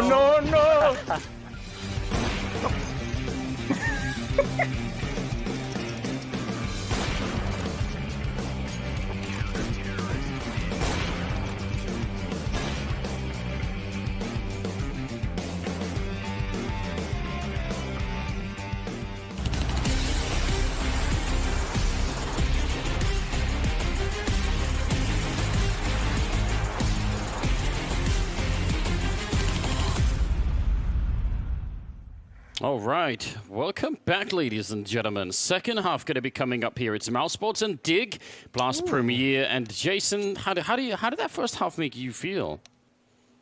It made me feel good. I'm excited. I liked what we saw to Dig. I thought that was a really well-crafted attacking side from them. Again, it's much like the first map with Vitality. I feel like with the way they played, they probably deserve more rounds, but that's the issue when you go up against a team like Mousesports. Incredibly skilled players, and obviously very well-versed on their own team cohesion and strategies as well. So Mousesports is able to steal some rounds away from them, but Dig put themselves in a good spot to take this map. Yeah, you see some of the multi-kill potential from people like Frozen and Woxic. It's just, you give them even just a little bit and it can actually just crumble around for you. But now they're on the CT side. If they can win the pistol, they can start to really build something. They are, 7 rounds on the T side of Train. I would consider that a pretty big success. Yeah, especially when you lose the pistol. Remember, they had the early rebuttal of winning that second round. A lot of the rounds in that T side were built off that second round conversion for Dig. It was a struggle. They labored to get gun rounds on despite playing a very cool half, but the number doesn't lie. 7. That's going to be tough for Mousesports to beat. Pistol round has slowed down just a little bit. And Freiburg going to get up behind that smoke. He's got to be very careful. Frozen, what a great angle, and he could see a bit more than Freiburg liked. Yeah, they're going to pounce behind it. They want to go quick and hunt him down, and that almost works. But Forrest is ready, just gets the USP out in time, and he wants to swing. He wants to fight while they're putting the bomb down. He's almost out of bullets. That is such a bold play, and it may completely backfire and blow up in their faces here. Get right and exist. How do they win this? 2 on 4. It begins at least with a kill there on Kerrigan, but they have a kit and no smoke, so how you could possibly defuse the bomb here is just beyond me. It's going to take a long time while they try and get these fights, and they're being actually very, very slow about it. Get right now swinging for it. He's going to have to get on that bomb right away so he can force the fight, and maybe Exist could try and pick it up. He's moving forward. That bomb is being defused now, and actually Exist being really big, trying to take up a lot of space. Get right with the headshot, but now comes the flank. Chris gets one, Exist with the other, and he can't win the round. That's actually an impressive 2 on 4. But they didn't have the time. Yeah, that's so tough. They put together the position of 2 players. They just never were able to get a good read or a good angle on Chris J. What great aggressive rush from him to get around that bomb train. Both pistols now won from Mousesports. Man, I love this play from Forrest. You talk about this all the time, especially with newer players, their fight selection when they have 2 or 3 targets on their screen. Yes. That's a rare time. I think you're going to see Forrest's brain shut down when he turns the corner and see 3 opponents. He couldn't pick which one he wanted to shoot at first. Yeah, and the problem with that particular challenge, right, is that it's not that Forrest doesn't know what the right play is. It's that your brain is sort of telling you something else. Like, you're actually finding your own instincts, which is like, oh, there's so many targets. I'll tag up like 3 different players and then die. It's not just that as well. You're also fighting the urge because you know you're overexposed to ladder room as well, right? Like, if someone is peeking from ladder room or E-box, or if you just die. So there's a lot of like really weird pressures in that kind of a swing. Even so, he had the chance to maybe not stop the plant, but certainly at least get one of those kills, and then who knows what happens from there. 2-round lead for Mousesports, 9-7, as they try and hold on to the advantage given by a pistol round victory. Didn't go so well for them in the first half. And this time they're up against Deagles, C-Said, a couple of scouts. This could be dangerous. Look at the tags coming out. Grenade on Chris. My god, they're losing a lot of health now without any real response. And Exist is sneaking up. Oh, this could actually be a real disaster. Oh, Frozen's got the kill on the Force, and there's Rups in ladder room. Nice tag from Freiburg, but most of the danger is abated, although they are very low in HP. Get right, that's a huge win, and now it's all turning just like that. Frozen, low HP over towards Ivy, gonna try and wrap around into the bomb train. No one's watching it just yet. This could be the winning recipe. Frozen might have just found the one gap in this defense. He's traded immediately. 10 seconds. 12 seconds on the clock for Rops to push up to the trade. Wow. That is absolutely outrageous. You're right, they were so low on health that once it started to crumble a bit, they just all went down in the space of 1 second. Holzerk with the triple kill. Dig win the second round again. And then nobody has the HP to take any more fights after that. What a great, that's twice now. Both pistol rounds won by Mouse Sports, both second rounds won by Dig. That's a remarkable turn of events. I mean, we haven't seen many frustrated cams coming out from Mouse Sports, but it's got to start to happen surely at some point. They're going to start to feel the frustration of not being able to put some of these rounds together. Get right, I don't know, offering himself up. Jumped right into the crosshairs. Never had any idea that Kerrigan was out there, so yeah, that's a bit lackadaisical. So is that from Freiburg. Oh, Dig, don't do this to yourselves. All those frustrated Mouse Sports faces, they're gonna disappear right now. Kerrigan is just a battering ram. Yeah, this can't happen, can it? Nice return from Forrest. This Galil, he's trying to fight his way back in. He'll take a third one, and somehow it's a 2-on-2, but they could still lose this round with just, again, a little bit of misfortune here. Chris is holding the B-bomb site. Forrest is deathmatching. That's all this is right now. The timing for when Exist can get back, he certainly hears those footsteps, but no, he's creeping towards the outer yard. This bomb plant and the time that Mouse Sports have to relocate, that should give them this victory. I don't know if Dig is going to be able to find these two players and the defuse in time. I don't know how you do that. I mean, how do you even peek into this bomb site without dying? If you're either one of them, just one missed opportunity and you're going to be dead, and then it's a 2-on-1 and definitely no chance of winning it. Woxic nearly missing the timing there. Exist walking up behind him and shooting him in the back, and he has the kit. That's huge. Now he can try and run down, but this long angle, Chris, how long can he keep it for? There's Exist going down. Another bullet will take down Forrest. He's got a kit picked up, but I don't think it matters anymore. There is not enough time even with the kill. It's such a shame because it's a great quad kill for Forrest. Nice comeback from Mouse Sports, though. Yeah, he had a bomb site all on his own. That round was lost way before Forrest got involved. He was the only one that kept them even with a chance, the slimmest of chances. 2-round lead for Mouse Sports, and this back and forth is way more painful for Dig. Mouse Sports is loving this at the moment, the fact that they're able to convert back. If the money can never grow, Dig is always going to feel uncomfortable. And as we get deeper into this, the pressure is obviously going to sink in a little bit heavier. Yeah, fans are excited. I like to see it. They should be. I mean, Mouse Sports are definitely not out of this yet. Definitely saw one guy with a Mouse Sports shirt there. 10-8, and they're trying to see if they can maybe put some pressure on this bomb site early on.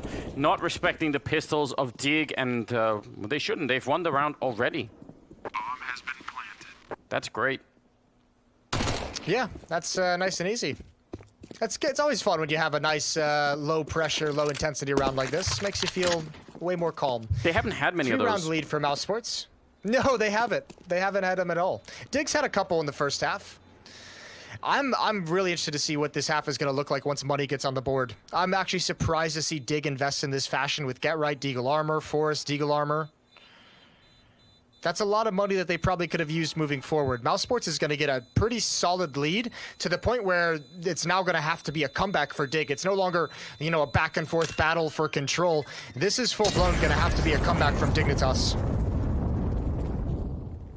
Yeah, they, and again, even in this next round, right? The economy's not really looking that great. They'd love to at least be able to pick up that one AWP on Holzerk. That would be a bit of a beginning, but that's still another round away. So they're going to have to cross their fingers and hope that this works out. Doing damage would still be a pretty big deal. Last round was pretty cheap for Mouse Sports. We do have a taser on Holzerk. You do love to see that. Where is he positioned? He is over towards Ivy. No, excuse me. He's inside at the moment, but Ivy is where the action is. Freiburg and Forrest with the crossfire that's now negated by the smoke. Good shot, he needs to build. He wants more, he swings for it. Double kill from Forest. That could have actually been even bigger, I think. Get right also sneaking down there. Waiting on the other side of the smoke. I think Frozen seems to know he's got the right read and the smoke is going to fade. Frozen doesn't want to try and challenge it in case someone's hiding inside. But he's really got the understanding here. Get right. Can't easily swing for that fight. Holzerk sneaking up behind, but the USP, and I think a little bit of panic there. It's still Get Right to pick up the one kill. Oh, they're coming for him and nearly got that kill on Robs. If he could have done it, maybe he could have snuck back for the reload. That's an expensive round. Some good shooting coming out of Dig.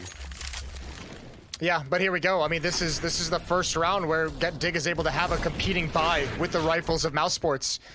And we're this is the 6th round of the half, and we still haven't seen Dig able to challenge in this fashion. Yeah. AWP on Holzerk, he's going to start Glass Cannon. There's no kits picked up by the Dig side quite yet. Freiburg is going to grab the only one. Shout out to Freiburg, the teammate you want. Always right.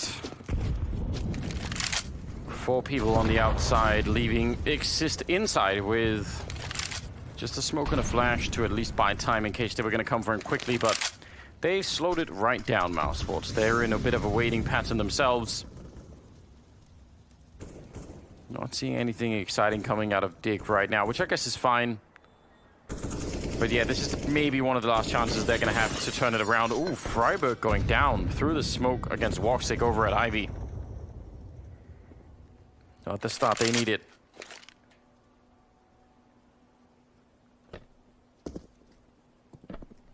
A lot of silence following that kill. Nobody's even making any moves here on the Dig side. Get right. That fire is spreading, and oh no, he keeps burning and walks right into it. I think he thought that was going to put all of it out, but it somehow didn't. That is a disaster. We always talk about that evolving meta of taking ladder, and that double Molotov trick is one of the older tricks in the book to be able to take into ladder room. Get Right just completely stumped by it. And Dig is doing the only thing they really can do in this situation. Stacking a bomb site, stacking towards inner, and just hoping that Mousesports ends up here. It's not going to happen. 2 players have already come out Ivy. They've seen everything's clear. They have no pressure. This is going to be a free round for Mousesports. And then Dig, like, you have no more chances after this round. You have to start winning going into round 22. Wow, I mean, it's one thing to lose Freiburg down at Ivy. That can happen in any given round, but I think it's just the fashion in which Get Right goes down as well. They just know that's it, nothing more to really fight for. Yeah, you don't get a whole lot of information that you didn't already have. He didn't even really get a chance to fight and do damage or maybe grab 1 kill before going down. So, yeah, his death was for nothing. I mean, same with Freiburg's essentially with that pick. Now, if I'm Mousesports, I'm hunting. They have money built up early on in this half, early on in this win streak of theirs. They've got 6K on Rops. They've got 4K on Woxic. I'd be willing to sacrifice 2 of these AK-47s to see if you can trade some of these other weapons out in the Dig hands. Yeah, I think that's a fair point. I mean, it is dangerous leaving them with 3 rifles like this. If they win the next round, then yeah, they could really start building. Whereas if you could just find 1 more of them, at the very least, they'd have to spend a lot more economy.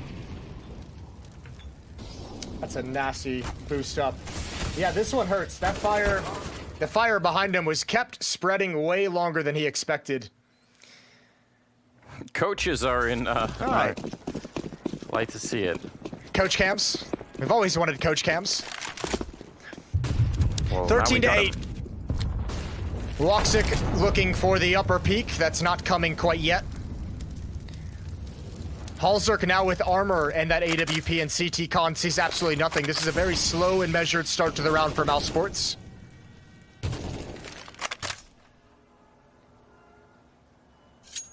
Yeah, once again, giving themselves space. I mean, last time when they had this approach, right, it was Woxic finding the opening. There's no reason not to try that again. Just the first 30 seconds of the round. Why not just sort of, move him around a bit, try and see if he could find somewhere to go. What do they do after that? Oh, some wall bangs coming out. They didn't really do that much damage, but it's got to be annoying.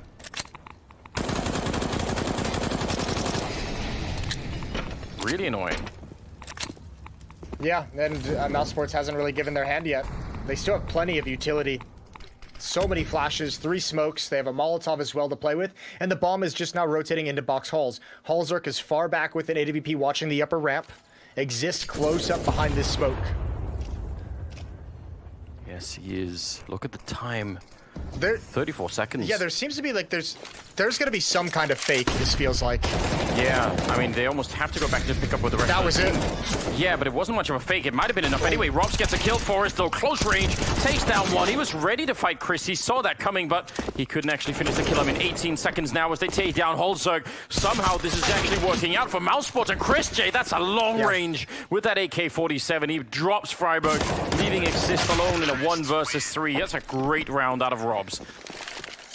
That Dig bit way too hard on that fake. One nade, one smoke, and Kerrigan comes down lower ramp. That pulled everyone out of position, and that can't happen. Forrest had to get a multi-kill there if Dig wanted to hold on to that round. He had to find Chris J after the initial frag, or else they lost everything. Freiburg got pulled all the way from Ivy towards the inner bomb site. Rounds like these are also the reason why we can't have a Vendetta cam in case we needed it, because he'd just be screaming and foaming at the mouth and maybe probably ripping out his webcam at this point in time, so that doesn't Punching work. the monitors, yeah. Punching the monitors, yeah.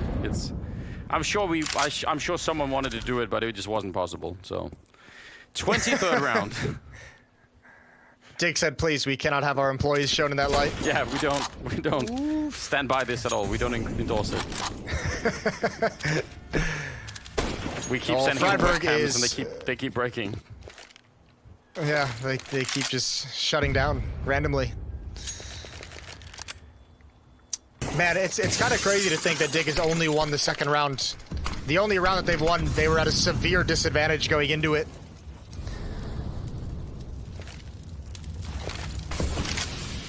Yeah, I mean, and now the economy is so dreadful. Mousesports have, I mean, recovered incredibly well from what wasn't really that much of an impressive first half if you look at the scores.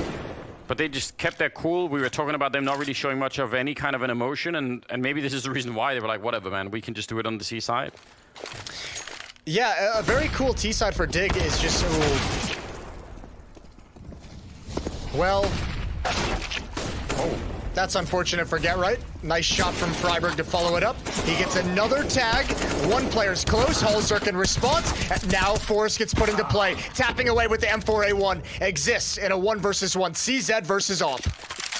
Woxic making a lot of noise. He's almost going to get shot in the side of the head. Oh, and there it is. I actually thought he turned in time. That's a very, very close one-on-one. Those are the only 2 rounds that they've won. Is the second round with a scout and upgraded pistols, and now this one. Scout and upgraded pistols and 1 rifle. Dig gonna call a timeout. They know they've been given one last gift. They must make this work. Man, that is close. Yeah, they really haven't given a bit of a gift here. They even picked up that AWP for Holzerk, and I mean, if they can't convert this into a string of rounds, then whatever job they did on the first half, it's not going to be enough. Forrest is 22 kills. Robs is at 22 as well. Yeah, going blow for blow. That's quite nice. Man, well, the nice thing, I guess, there's a little bit of a cushion for Dig. If they're to lose this, they have some cash built up.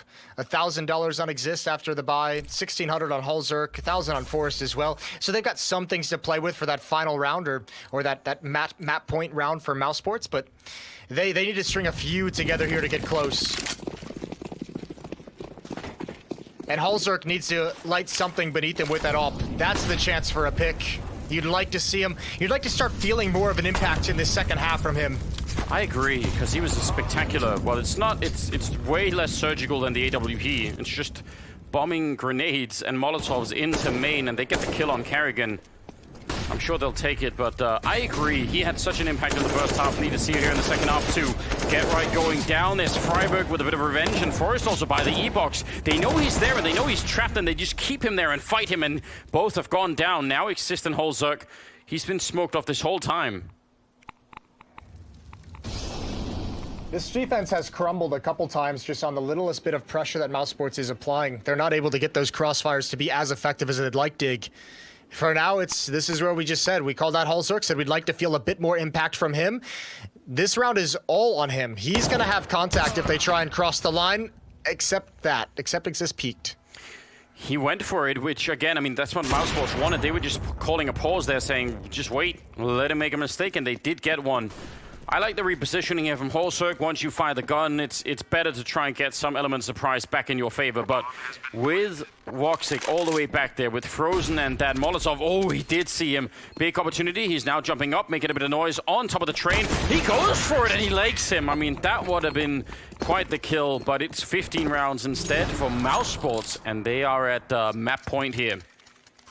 Best they could do now is tie the scoreline. Now it's exactly, but you'd have to do something you haven't been able to do in this half, which is win. I mean, you obviously have to win 6 in a row now, but they haven't even been able to do 2. They haven't won 2 rounds in a row since round 5. It's been that long since Dig had any kind of consistent success. Those round victories for Dig in the first half and even the couple in the second half, they're just blips on the radar screen. They're not any kind of impressive trend any longer when you look back. Exist gonna play defense. They're gonna come right through the smoke. There's the first kill, but they're blinded. Kerrigan goes down as well. Good hold, and that's the bomb on the floor. This should be a 1 round for Dig. Mouse Sports tried to deliver a knockout punch, and they gave a little bit of life over to Dig one more time.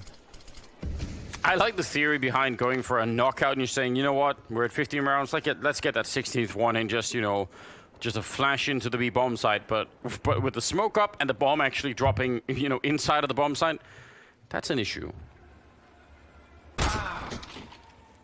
Nice shot from Freiburg with that scout. Yeah, no doubt. And it'd be great if they could get this AWP. You almost feel like maybe Woxic should try and throw it away. You believing in the comeback, Anders? You in? I'm definitely in. I see Fifi at the controls. I'm sure Vendetta's composed himself in the meantime. It's all gonna be fine. So again, all your faith is put in players not actually playing the game. I know, it doesn't really make a lot of sense, does it? You've walked right into that trap twice. Can't help I would it. imagine Dig is just keeping him boxed in to punish him after the timer. I would guess, but they don't really have the money to lose a whole lot of guns down the stretch of this round.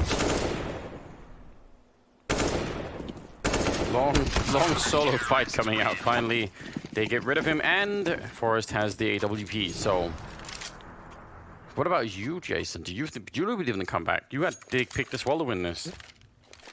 I did, and I felt a lot of faith going into halftime, and it all disappeared very quickly after that when we returned from the break. Oh, is it not coming back? So, no, I don't really have a whole lot of confidence at the moment. Why has he got a pizza behind him? It's certainly a possibility. That's the best fan cam yet. He's got a pizza green screen behind him. What a genius. And it's not a tuna pizza, so it's even better. I don't know about that, Jason. I don't know about that. We'll have to... I'll get you to have one day. You'll see. You'll be converted in an instant. Just you wait. Frozen and Woxic are both low on health, but not as much as Chris, getting shot in the kneecaps. Yeah, Chris is that friend who just one-ups you every time. They're just like, I'm low, I'm tagged, and he's like, yeah, well, I'm in red, so suck it. Always making sure and everyone else doesn't feel bad about it. I guess that's good news. What do you do now, though, when half the team, or more than half the team, is really low? You fall into the standard play on train. If all else fails, just run into a B hit. That's a flashbang, so no damage dealt. 4 players to attack. You've got Exist close up at the upper ramp at an off angle.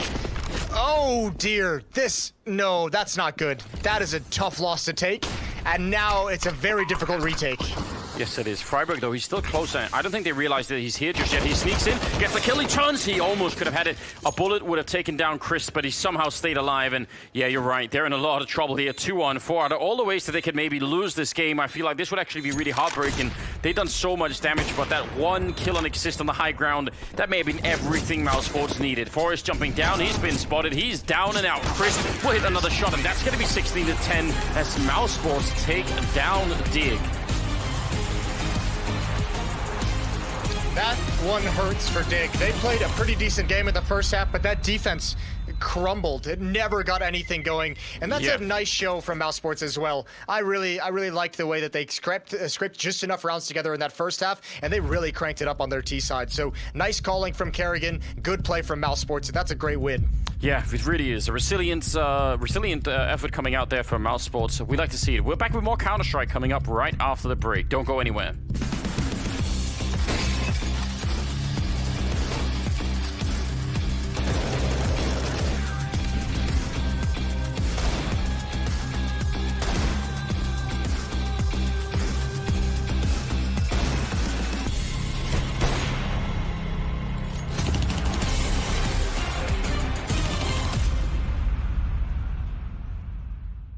the while, we have a player walking up, and now he takes that kill. The question is, can he land another? Flamey, there he is, straight in front of the crosshair on the edge of the smoke, and he's gonna work closer. No kiss, the spam is his! He's gonna walk right through this, and it's gonna be an easy two-piece, because he knows the scope is there. How about another? He's got an ace, man. That's an easy kill right there. Vitality are starting to clear things out, so if timing is correct, yeah, they have an opportunity. Alex, he'll end up dying. Perfecto gets the first kill of the round. Yep, too many players to handle. They all come at him at the very same moment. RPK meant to be slain, but he connects three! USP taps, and Zywoo only gonna get one more. Still, Perfecto in a 1 versus 3 clutch. Yes. They're gonna start sprinting, and if he doesn't pull that trigger, he's got all three!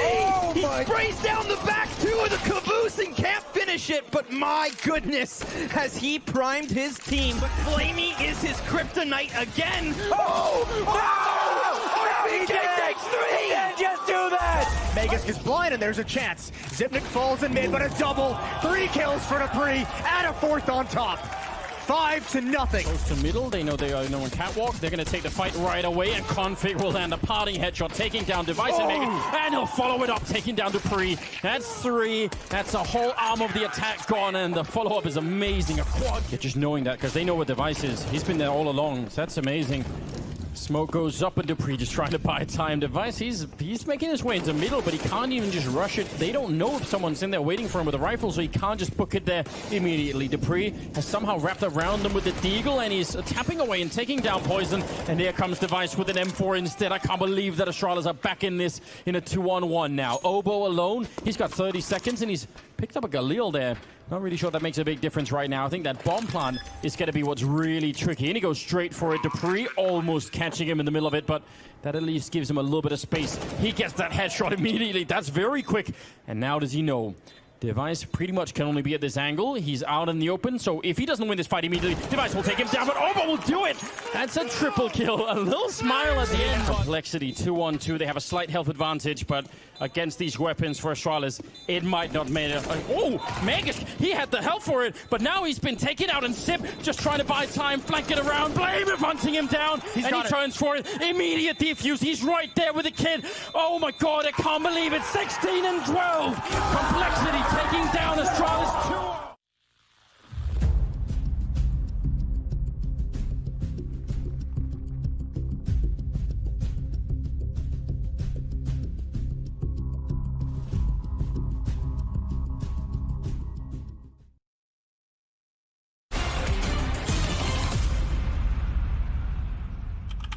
Smoke mid, we will go through it. One close. No, Way straight. to go. Just have to commit outside. Let's go. Third Let's connector. We'll be close mid. T-quad. All bump. All bump. Sitting All bump, T-quad. T-quad. T-quad dead. All bump. And 2 inside. Time. One side dead. Watch out, Ivy. Ivy dead. Nice. Watch out behind us. Watch out, pop. Nice, guys. So sick. Nice call, Finn. Let's go. Perfect.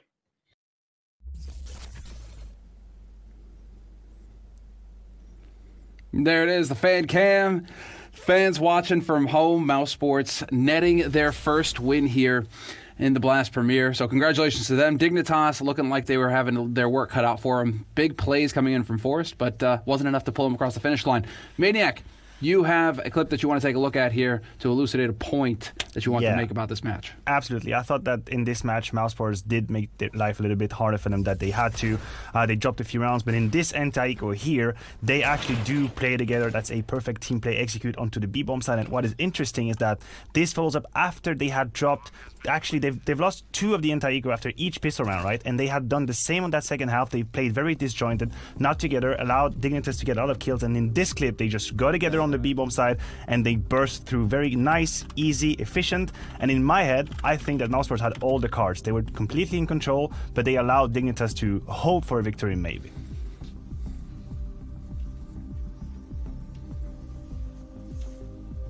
And All right, I Duncan, guess go I'm ahead. talking, Thorn, all right. what do you So, think on this match? I think the interesting thing for me with this game was I feel like the casters fell too in love with the scoreboard in the first half. Like, I'm not sure why they were bigging up Dig so much. Listen, Dig did a decent job on their T side, but look how many impact kills it took from Forrest to get them that. And in fact, in the second half, they wasted all of his impact kills. They couldn't convert any of those rounds. For me, Mouse Sports was like, listen, they weren't in a great position after the first half, but this is their map. Like, this is right in their wheelhouse. I think the mistake was made in the veto to start off with for Dig. So for Mouse, the T-side looked fantastic. They were able to run anything they wanted outside. It all worked. This looked more like the Mouse before this slump. So I don't know if it's just this map pick, if it's just Dig. I'll add in as well, the guy who actually really kind of underwhelmed me a little bit on Dig was Holzerk.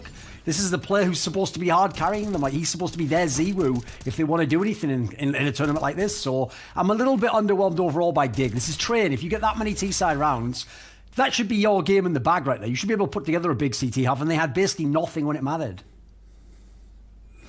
So now we're going to go ahead and start shifting into the next match. As you guys can see, Astralis and Nip will be coming up next. Nip, the old home of the Dignitas players, of course, the brand under which they made their names here in CSGO, the legendary team. And so now, yeah, exactly, Maniac is already looking pretty excited about this one because there is going to be a lot on the line here. Maniac, you want to kick us off? Yeah, listen, there are so many questions about Astralis and how they will play, the structure they will put into this game. Is it going to be free-flowing individuals making the difference? Are they going to try and play mechanically and fundamentally sound? They could go either ways, and that's what is very exciting. They have all the cards to do either style of Counter-Strike.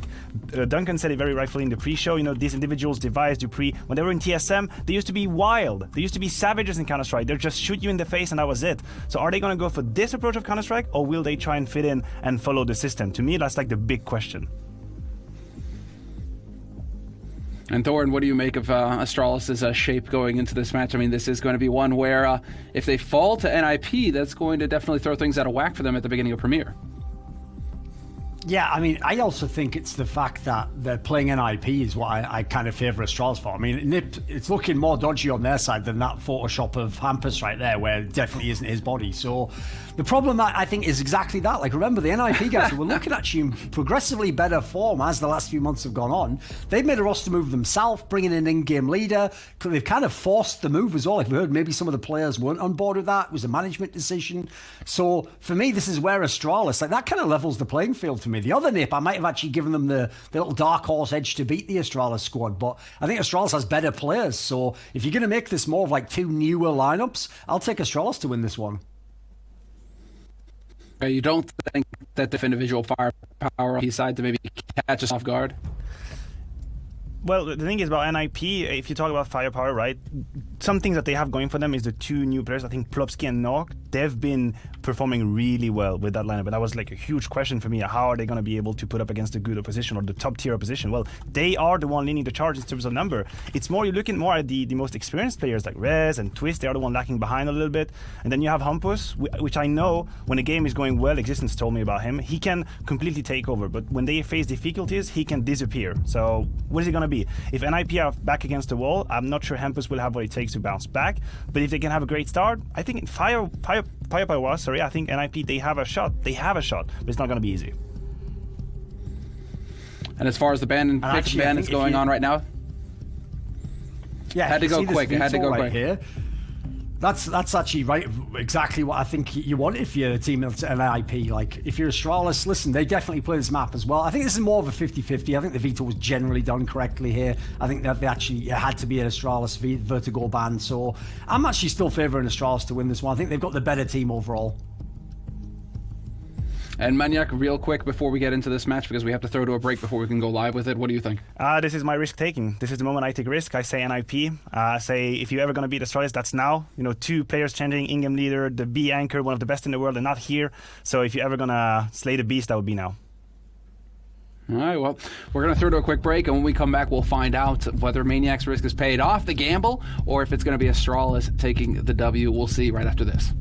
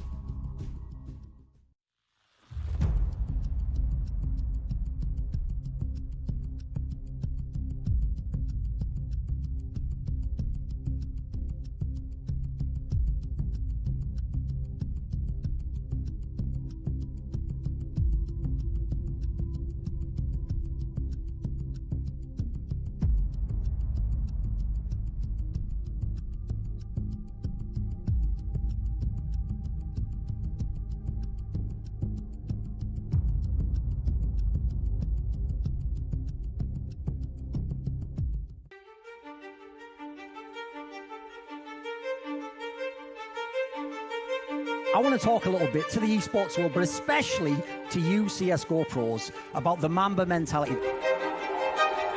I'm sick and tired of some of the things, some of the talking points that are coming out of these pro players. Like people saying, oh, well, I won a major, so what is there left for me to accomplish? Think it through. 2 majors, 3 majors. How about being the best you can be? If you could win 5 majors, if you could set the record, go ahead and go for that. That's what the Mamba mentality is about. It's about pursuing greatness. It's about building a legacy for yourself. It's about actually trying to be the best you can be, whatever level you're on.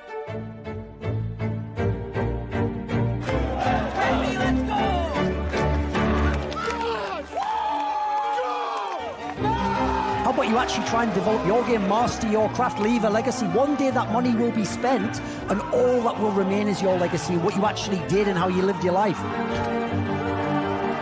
How about competing to take what's yours for yours so you can get that money, you can secure that career, they have something to look forward to in their lives. I die for people, oh man, will you live for yours?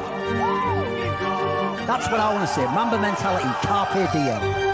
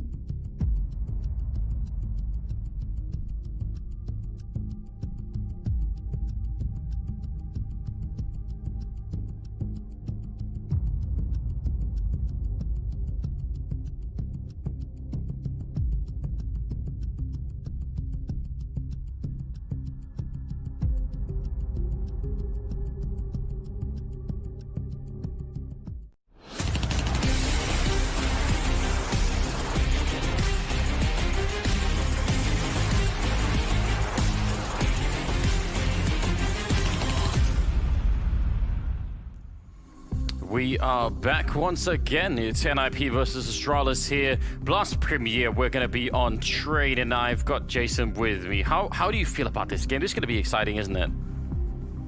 Yeah, I actually don't even really know how to feel about this matchup at the moment. I would obviously take Astralis to win, but I think there's so many question marks considering Lekro just went out, Hampus came in with NIP for the Astralis side of things. We all know the drama that's been going on there. Glaive and Zip both taking a step back. That's your leadership and your closer, your world-renowned closer. Nobody has been able to do what a Zipnix has been able to do in clutches over the years, so Astralis in a really weird spot as well, and it kind of makes you scratch your head and wonder how this is all going to play out. Yeah, I think you're right. There's going to be an army of people who are watching this, this first game, just, ready to rain down the criticism if things don't work out well, surely. So, I don't know. I'm very excited. I'm very interested. And NIP, I mean, some of these online games we've seen out of them recently haven't exactly been super amazing either. So, I don't really know. I don't know where they're coming into this this game either. It's going to be, it's going to be a lot of question marks all around, I think. Oh yeah, well, some of those questions will at least get answered initially here on Train. Astralis and NIP, third match of the day. We'll see who's going to take this one. Device, Magus, Dupree, Yugi, and Snappy standing in the Astralis lineup with the much publicized controversy around 6 and sometimes even 7-man lineups. Exactly right. Well, here we go. We're going to find out. Device early with the pressure. 2 people down there. He's got a lot of people behind him, but they're a little bit slow to the party. So for the minute, he's just holding the fort on his own. And now that they're sort of all there, it's a little bit late to try and pounce on that. I think if they'd all been there, they could have ran to the lower ramp and probably trapped them up there. But that's not really an option anymore. They could still smoke down the sidewalk and just go for it.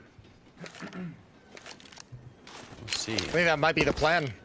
At least one smoke deep. Rez is going to be close up. Third player rotating back inside. Oh, that flashbang from NIP is great. It actually slows everything down and exposes them all to the double peek. Device is going to have one in return, but so far that's it for Astralis. Everyone was blind. I mean, including the Rez who was playing up close there, but it didn't even matter. He's still got a double kill, and now it's Device alone. The guy who started the whole thing. Not much he can do from this position at all. That was such a mind-numbing flashbang. That did burn their eyes right out. Melted the retinas, they're fused to the back of the skull. Yeah, it's done. 1-0. So that was, I mean, it's a decent idea for Astralis. Nothing too elaborate, but you do need to negotiate that first obstacle really well. I think we're going to see a lot of that out of the Astralis camp in this match. I think we're going to see a lot of much more simplistic strategies coming out. Once your leader takes off and you have Megas stepping in, you have Snappy probably stepping in and helping out a little bit. Things just naturally have to get chilled out and calmed down, so you're not running something too complex. In reality, I mean, this is one of the cool conversations around this edition of Yugi and Snappy and other players stepping back. This puts the entire theory of Astralis to the test, in a sense where they've spent the last 2 years building some kind of a culture and tradition to filter players into this system that Zonic has built. And now you have that test. We'll see if you can actually slot someone in and have them just kind of learn how the previous lineup was playing. Yeah, I mean, what a test that is, right? Because if that comes out negatively, responded to, if you say, actually, that didn't really hold up and the system can't just be transferred and all the rest of it, puts a lot of doubts into your mind. But if it does work, then, I mean, then they've really crafted something special, haven't they? So, well, too soon to say. I mean, even behind one game, we won't be able to tell. But a lot of open questions in that area. Good round from Plopsky. And, yeah, NIP off to a decent start so far. But now comes trouble. In the form of AKs. At least in theory. Yeah, the AK-47s are out on the board. We'll see if Astralis can put something together here. Still just the 1 kill on device for the entirety of the Astralis side. 3 FAMAS and an M4. So at least for this one round early on, Astralis down by 2, but they have the better buy coming into it. Yeah, they definitely do. Third round here. Smoke is going to slow down Snappy a little bit. Plopsky still does walk into the grenade. Wanted to play up close in case anyone was going to try and jump over past the smoke. He probably would have had the advantage if someone had done that, but he's still quite far forward, and that's something. He's got a teammate that I think has a flashbang. Hampers has got a flashbang primed, so if he calls for it, Plopsky could be flashed into a fight. And I think it's coming right there, but Snappy's turned for it. I don't know if he was just walking back or if he actually somehow knew. Look at Device over towards Ivy. I can't believe he's made it this deep. He's right at the end of Ivy, looking around that smoke. A little bit of a spam battle as Twist has given up the angle. So 3 players at the back of Bomb Train. Magus now going to step up under the cover of smoke and covering fire from Device, but Twist has an easy win. Flashbang comes out deep, and Device is fortunate he wasn't committed to the swing. Dupree knows that someone is in that corner, but how do you actually get him without exposing your back to that bomb site? That's a bit of an issue. Are they going to flash their way into the fight? Yugi, Rez gets a second kill before he finally does go down. Actually, there's finally the death on Rez. It's going to be Dupree next in line, and now it's Yugi in a 1 versus 2. He's got the AK, but he needs to isolate and find a fight really soon because there's only 25 seconds, and if it goes on a little while longer, then NIP could just start to hide from him, and now they probably should. 20 seconds. They know he has to get the bomb down on this bomb site, and it has to be soon. Yeah, that smoke isn't going to do anything. Both players... Plopsky's in CT Con, 10 seconds now, and he's slow played this way too much. Not even really time to fake the plant. He's going to go down. What a great win for NIP, and they're able to salvage a couple of AK-47s right at the end. So a nice lead, a nice first gun round for the Ninjas. And Astralis can't get a whole lot going. Still just 4 kills down the entire roster. Do you think Device shooting his AK over towards Pop Dog was sort of a way to try and fake the fact that Magus would have walked out? Like, no one would have expected it because he's still just shooting there. It seemed like that was the logic, but it didn't really work out. No, yeah, I think it was a little bit of covering fire. I think maybe just trying to get lucky. You might as well start doing something. And obviously, I think it just called more attention to that part of the map for Twist to be prepared from. Yeah, that was my concern. I think there was one really cool opportunity that Astralis had when I believe it was Dupree to push towards Old Hell. Actually, NIP's gaze kind of shifted, and they didn't have anyone watching for the cross-through sandwich. So there might be a world in the future where that part of the outside bomb site is wide open for the taking. Well, this is looking very easy. Some just individual isolated kills coming out here in favor of NIP. They love it. No loss of players so far in this round for them. And their economy could use it as well. Let's not forget, they do want to build as much as they can while Astralis are on pistols. So, flawless round. What more could you want? AWP on North. No, this is a phenomenal start for NIP. Yeah, money built up. You have the op on Knock. The op is going to be in Device's hands as well, so both sides have that weapon to work with. I don't know. This is one of those questions we'll have to see. Does Astralis actually have, do these core 3 players of Device, Magisk, and Dupree, do they have what it takes to kind of help these 2 new guys come in and actually make an impact in this game? Can they find a recipe without the cohesion that they've been so known for over the years? Yeah, that's a really big question.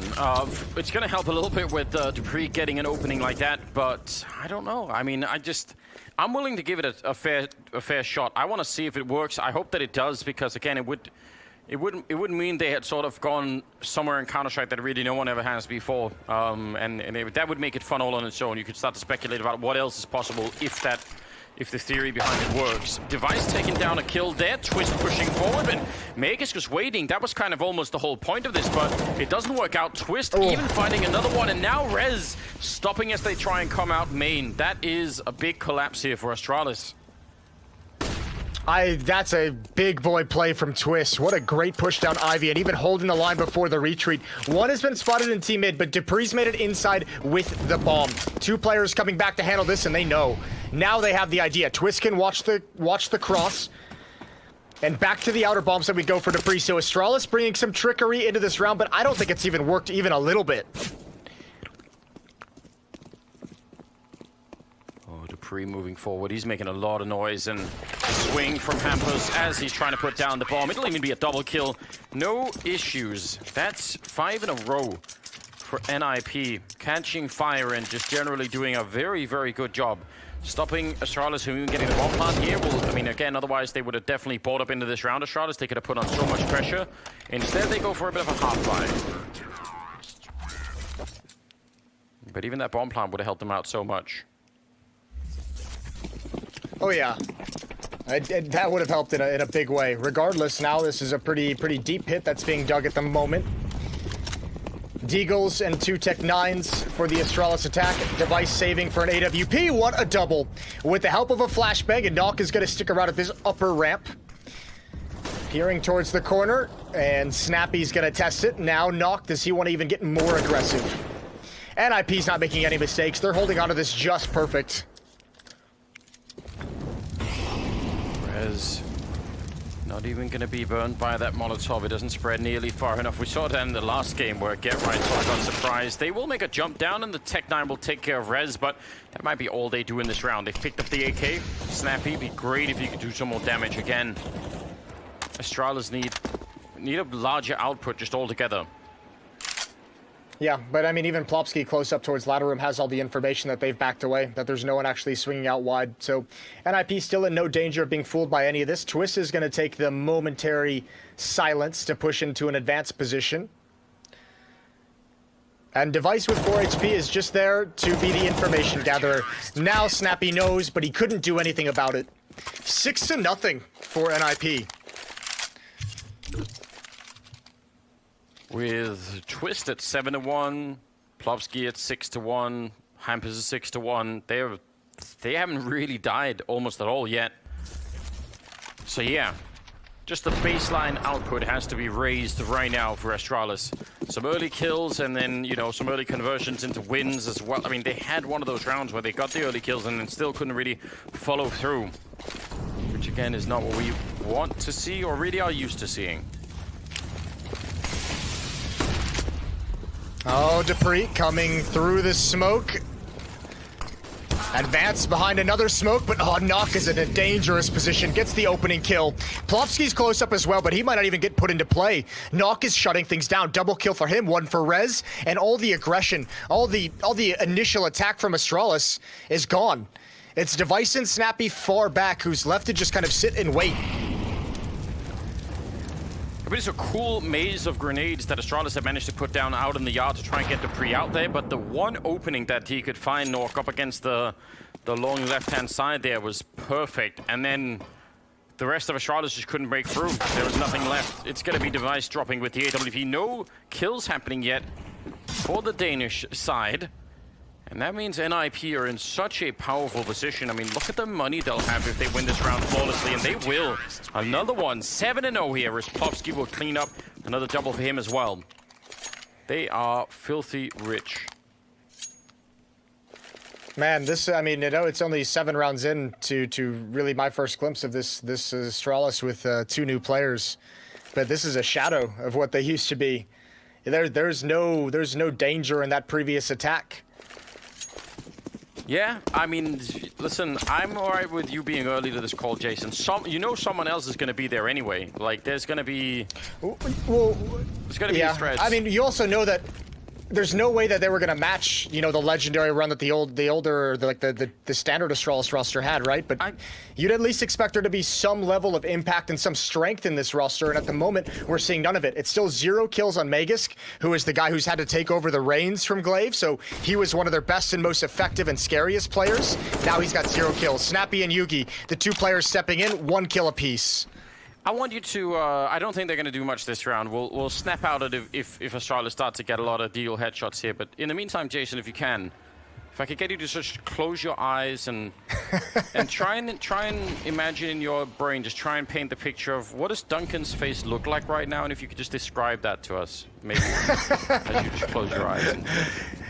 He's got a real-world beak face on his mouth, you know, that little smile on his face. He's got a Santa Claus hat on. And I don't know what else. He's wearing a Complexity jersey right at the end with some lingerie. Yeah. It's a weird image I have going on. Okay, that actually did get way off course. Somehow Astralis are getting the kills, but I don't know if it's going to be quite enough to win the round. Still 30 seconds. Device will take down Nork. Actually, now it's looking very doable all of a sudden. Plopsky in a 1 versus 3. Oh, and it gets shut down. Magisk with a big double kill. The Deagles turn it as we were listening to your fantasies. And now we're back in the 9th round. It's classic Counter-Strike, isn't it? It's like, it's Deagles, it's an 0-7 scoreline, it's a save round, and a caster curse thrown in for good measure, and Astralis put their first round on the board. Yeah, you are right, indeed. That's how it's meant to be working out. Some stuff coming up over at the Blast Shop. You should go check that out, guys. And also, if you haven't seen it in some of the other matches, go check out the fan cams. I think that's a really cool addition. We've had some good people already tuning into that. So go find it on social media. We've all retweeted it, so you should be able to find it. But 7-1 scoreline right now. And you were a big fan of the pizza background. We've got custom backgrounds going on in these fan cams, so nothing can go wrong there. Pizza background was high quality, I thought. I'm sure people are going to get creative. There's going to be you know, people trying to find out something new and exciting. Maybe if you have a strange hat, funny sunglasses, it's easy to impress us. Just go for it. Man, I can't believe they actually won the round. They've got the AWP as well on device now. Well, let's see if they can do it with weapons. That'll be the real test. Rez, Plopsky, and Knock all centered around the bomb train for the moment. Rez is going to push up towards E-Box, and Twist playing out towards Ivy. Knock now rotating back in with the op to support Hampus. But Astralis still just spread across the map. A bit of a default. And the key with any kind of a default on the T side is to make sure you get box halls control, which Device and Snappy have done. Yeah, and again, just leaving, what is that, Magisk out at Ivy, just to keep an eye on things.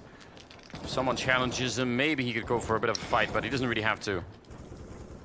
I think he's just there for presence. I don't imagine he's going to get very aggressive at all outside of spamming through a smoke, but you need to have him there to be some kind of a presence so that in the future, like, you still have the NIP defense used to the fact that there's someone out towards Ivy.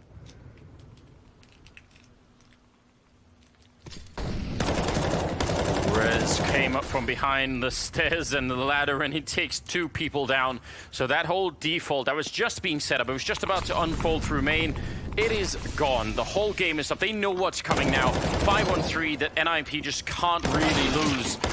25 seconds here. Yugi goes down next, and Magisk get a 1 versus 4. And again, if they fight him, that's kind of on them. They can just leave him alone. They are giving him a bit of a chance here. 17 seconds. He's going to try and put up a smoke and maybe fight a bit more. Shorty planting inside will get him killed. And yeah, Hampus will find him. They could have played that even safer if they wanted to, but I guess a round is a round. Yeah, you can't complain too much. What a flank from Rez. This is I don't know. That flank from Rez, the default spread from Astralis with no one doing a whole lot. I mean, that's just not enough eyeballs watching for that flank. And also, like, if you're just going to spend most of the round not really doing much, we see it with other teams usually, not often, not really at all with Astralis. But eventually, the defense is going to go hunting for you, hunting for information. And Rez just found way more than he expected. Yeah, he definitely did. That's a huge kill. I mean, it was so far across the map. There wasn't anyone that could revenge it. No one that could trade Rez at all. So that's a strong, just single individual play. Now, they're going to get their revenge this time, though. dupreeh, pushed up by the E-Box and helped out by Device at a flashbang, will take him down. It's a fake, though. It's all on Hampus now. That one kill pulled all the defense out. He's the only one still here at this inner bomb site. And he's going to try and push up along the smoke. No one's watching for this. Nobody's watching for it, but he can't stop the plant. One more through the smoke. He deals great damage to Yugi. Hampus has done as much as he possibly could. Yeah, even the Molotov there to actually limit their space, but now they're being flanked as they're trying to retake the bomb site. Snappy, a beautiful headshot to take down Nok, and Plowski and Twist. I mean, actually look like Hampus have done so much in this round, but I'm not sure it's going to be quite enough. Yugi will land another one, and now Astralis at least starting to warm up a little bit and get a couple of kills here. Twist just trying to hold the line. He's going to get the kill on Snappy, but he can't win the round, and he definitely knows it. He goes down. There was the flank from dupreeh, and a second round for Astralis finally. Yeah, the open and the close from dupreeh. And more importantly, that first kill causes the rotation. It pulls all the support of Hampus outside to the A bomb site. He had nobody to help him with. So well-crafted round from Astralis and a lot of success based off that initial kill. Even so, they're fortunate Hampus didn't get more climbing over the bomb train in that fashion. He very easily could have gotten a double kill out of that, even if the bomb was planted, and that would have been really hard to deal with. 8-2, a 6-round lead for NIP, but they're running out of money. Astralis might have just done it. I was getting really worried about that myself. I thought actually he could see both the players over there, but he obviously didn't know where the bomb was being planted. But if he got both of them, that probably is going to be the round favoring NIP all of a sudden. Still, it's a good lead. I mean, 8-2. I don't think they're going to be too unhappy about this this current trend. Oh, still in the hands of Nok. They have spent all of their money though, so it could be a bit of a swing back here for the Danes. They need it. This T side is looking pretty labored so far. They're going to need an economic advantage down the stretch to claw as many rounds as possible. This T side. Yeah. Here we go. You tip. Smoke out. 4 players outside for NIP to start with. The deep Molotov towards Ivy, but Device and Vegas are going to mostly ignore it. And dupreeh spots Plopsky. A little bit of damage exchange, but not too much. I'm surprised that dupreeh is actually standing around in main like this. They have known for a while that Nok is really good with that open. He's down there somewhere. He's still going to win the fight against Plopsky. That's a great kill for dupreeh. A lot of confidence in that playstyle. That's why he's sticking around. Yeah, perfect timing. Just as Plopsky's clearing a corner. Rez gonna put out the Molotov, double nade. Thankfully, he wasn't pushed forward.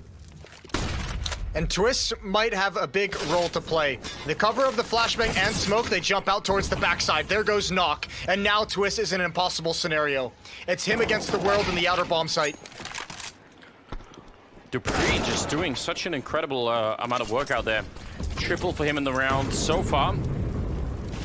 Hampus trying to avoid the wall bangs and make an escape with that AK-47, which is probably all they'll have in the next round. So, I don't know. Slow start here for Astralis, but starting to show some signs of life. dupreeh getting tired of getting beat up, I guess.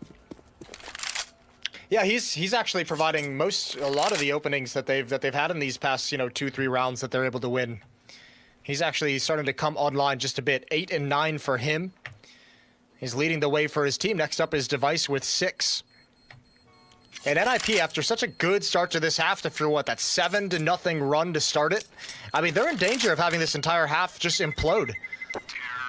Just by virtue of having no money to fight with. Yeah, and I mean, when you get this kind of a lead, right? This is how you don't want it to collapse. They've done a good job. Otherwise, they sort of, they had that AWP on Nok, a bunch of rounds. They've had a lot of luxury working in their favor, but it's got to come to an end here. And here's what you need to do. If you're NIP, the next round that you have the full buy, that you have your weapons and your utility, you need to bomb that T mid with nades, with Molotov, with flashbang. You need to neutralize anyone who's trying to get a pick there. Dupree has gotten that kill on Plopsky, close up in the Olaf position, and then he got one moving out towards Ebok. So if you can put a stop to that, at least you're not playing these rounds 4-on-5. Hampus, unfortunately, that AK-47 falls to the other side of the bomb train. That makes Rez very sad and very dead. Yeah, that's such a shame. Would have loved to have picked it up and continued the fight, but it is just not possible, as you could tell. Nork inside of the smoke for no more than a second. Good round. A lot of power there behind it. No one slowing down from Astralis. 8-4. And as you said, now they've got some rifles again. They don't have that many grenades, but you're right. If they don't put an end to that main play, maybe Dupree's going to keep going. And I think potentially a bit of a tech timeout being called here by NIP. Yes, indeed. All right, so we'll get a slight pause in the action.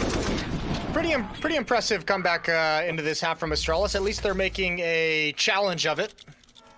Yeah, they definitely are. I mean, we were starting to get worried about because the bar of expectations is set so high for Astralis, right? Yeah, it really is. It's almost an unfair comparison. That's how it is. I mean, like, there's no way to avoid that, I think.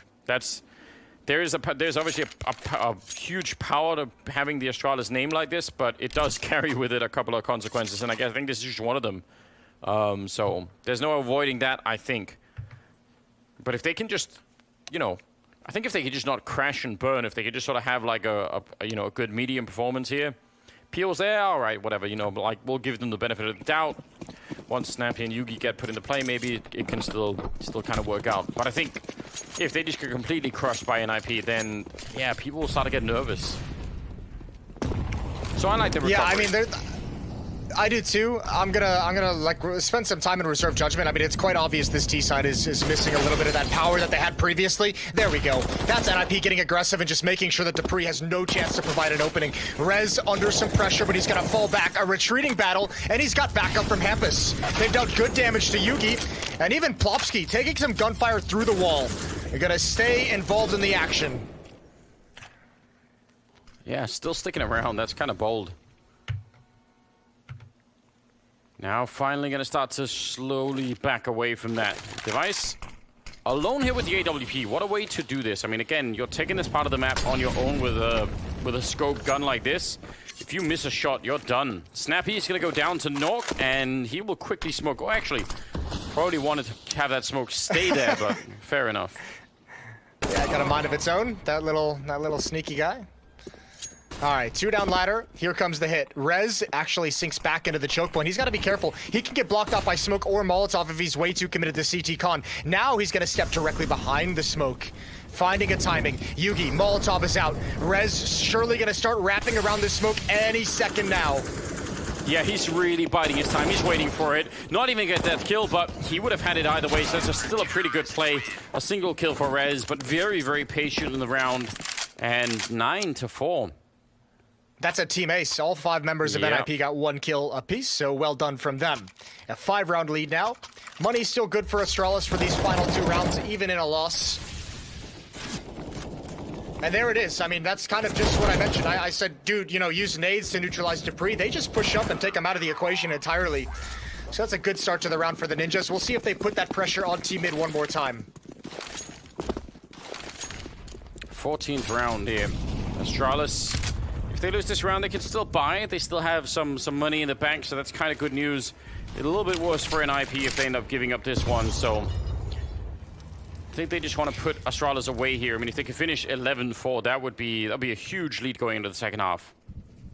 Okay, well, there's a stack towards the inner bomb site. 3 players, 2 on the lower ramp, and Rez was pushed upper. They're just breaking that because they hear no footsteps and no utility. This boost, Plopsky never expects it. What a good find, and I know that's turned you on.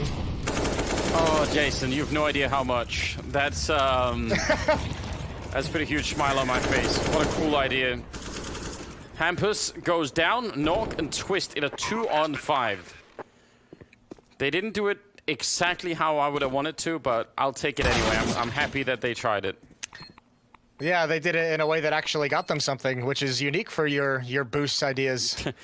It's because if you throw a smoke from T-spawn that lands right in front of the box, it is impossible to see the head of the T's from the other side. Oh no, that's giving away a little bit much. I don't think actually Twist's gonna win the round, but yeah, you can actually make it like a pretty much an indestructible one-way kind of peak. Except of course if people just shoot there from habit, right? But it is kind of disgusting. Still, that worked pretty well. Good job. Yeah, magnificently, I would say. They actually did have that smoke in front of them. I didn't think, yeah. So they had the smoke in front as well. I'm so excited. They had it all. They had it all. I've only tried to convince 5. people for 3 years, so. Well, I mean, it was a long payoff, but it seems like it was worth it. Yeah, definitely. That was my investment 3 years ago, and now here we go. It's been used once. Sick. Good pick from Device. Dupree out mid again is going to find another entrance as well for Astralis, and he's going to build on it. Dupree has been a saving grace for this team in this half. And you know what? As much as we've criticized Astralis for what this TF has looked like, for how it's looked a little bit flat, a little bit unusual, man, is it not just the most Astralis thing in the world to have a half that seemed flat and feels like it wasn't as impactful, but still put 6 rounds up on a T side of train? They started down 0-7, and they closed this half on a 6-2 run. Yeah, that is a really good point. I completely agree. Great comeback here for the Danish side. Maybe they still have something left in them. We'll see if they can continue it in the second half. That's coming up right after the break. Stay tuned.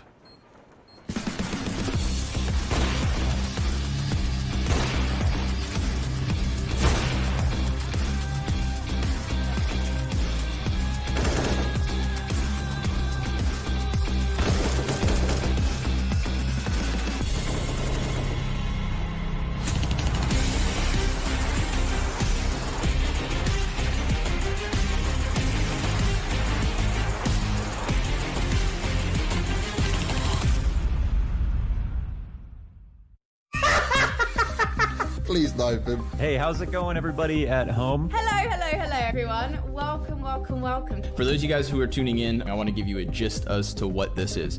It's an interview about games inside a game. I've got 2 more victims this week, and I can't wait to introduce them to you. Yeah, he called me a noob. He called me a noob in 2016. Maybe it was just a joke, and then after that, I liked him again. Jonas Gunderson is joining me today on the Hot Seat, the show where I'm going to ask very tough questions about NIP. I'm a bit frightened by your intro there, but it's alright.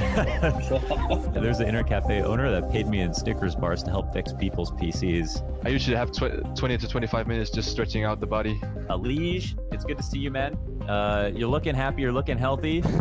Are you as happy and healthy as you look? Yeah, I'm feeling pretty good. I'm going to take some questions from the chat. So there's a lot of guys out there asking you some specific questions. What would you say Rocker have brought to the table as a coach? If Issa was in my chair right now, he would say, nothing. So is everyone happy the Creed got taken down? Oh, of course. This volcano has yet to have been explored on any episode. Living life on the edge, brother. Oh! Does Issa go to the gym with you guys? I'm gonna leave Issa out to dry here. Like, he's terrible at joining me and Alexia and Manto at the gym. He's been lazy as fuck. Sorry. And then he walks past me and the entire back of his shirt is unironed. The whole back of his shirt. If I keep it up, I might become the captain of the Valorant team, you know, so holding my fingers crossed. Mindset. I think for us it's a huge psychological thing. And then you feet in the middle every single time. Let's go. First time at Lobby, I actually insulted him in game. I'm sorry, Nico. Did you call him a noob? I actually did. Okay, so I'm gonna... Actually, I go first. Okay, you can do it. I'm right behind you, man. I'm right behind you. Oh dear. I just need a sip of my chocolate milk. Maniac and Scorning. Hello, boys. You're back. Yeah. What's happened to Lourdes? Oh, he's back. He's back. He's absolutely fine. No, Lourdes. I'm so sorry. I have forgiven you already. Oh my god, it's beautiful. That's all you needed, man. Good night. All right. See you, dude.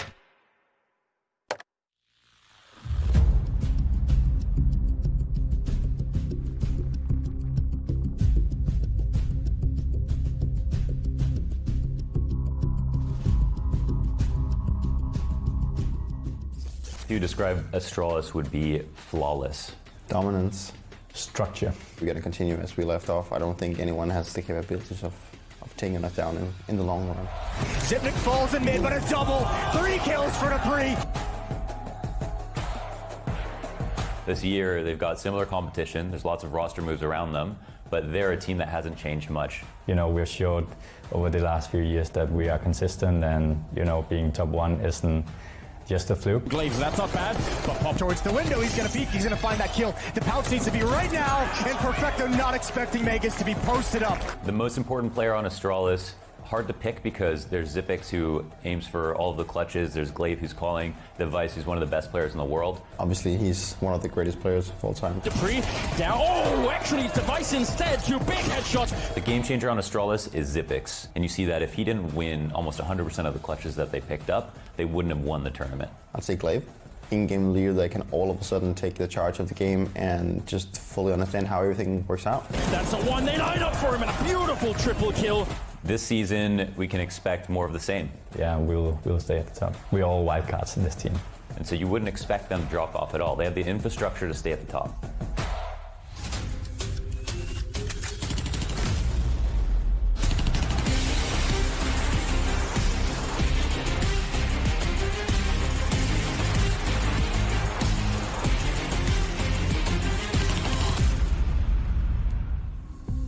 Alright, welcome back here. We've got Astralis and NIP still on trainers. We're just getting the server up and running again, but you get a little bit of an overview of what was going on. And I mean, you look at the scores here, Jason, and it feels like NIP should have won way more.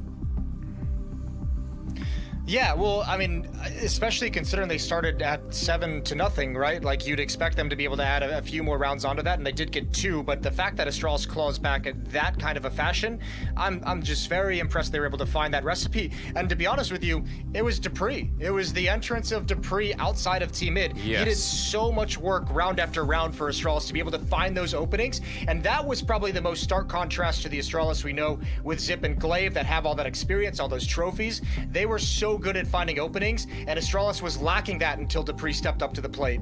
Yes, indeed. Well, we've got some matches, some ties coming in. They end up splitting the points for those. So that's in Group A, of course. But still, that's really worth thinking about. That could really cost, I think, both Ents and Vitality that none of them were able to close it. Whereas, you know, maybe things looking a little bit better for Mouse Sports. They did end up doing pretty well over in Group B. Yeah, I mean, it was a nice little comeback from them, wasn't it? Because very similarly, Dig seemed to have a very solid first half with a good T side, and switching over, Mouse Sports just ran them over. There was no slowing down for Mouse Sports, so that was cool to see, especially considering how much Mouse Sports has struggled online recently.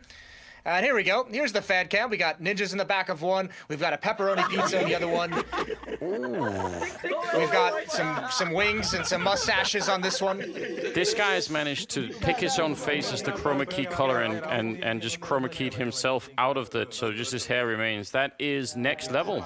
I didn't even think of that. Quite the genius move. Well, man, now you've got something special that you can pull off. I know, I never thought of it, but that's good thinking, isn't it? Yeah, I mean, Dupree, you could tell it sort of shows on the scoreboard here as well. Just 13 kills, and a lot of those were openings out in the A yard, so that made a pretty spectacular difference. 9-6 again. I mean, it didn't look like they were going to be able to pick it up or pick up the slack at all, but somehow they did, and now here we're back into the game. Second half coming right your way. Astralis on the CT side now, 6-9. They went on a 6-2 run to close that first half and looking to carry that momentum forward.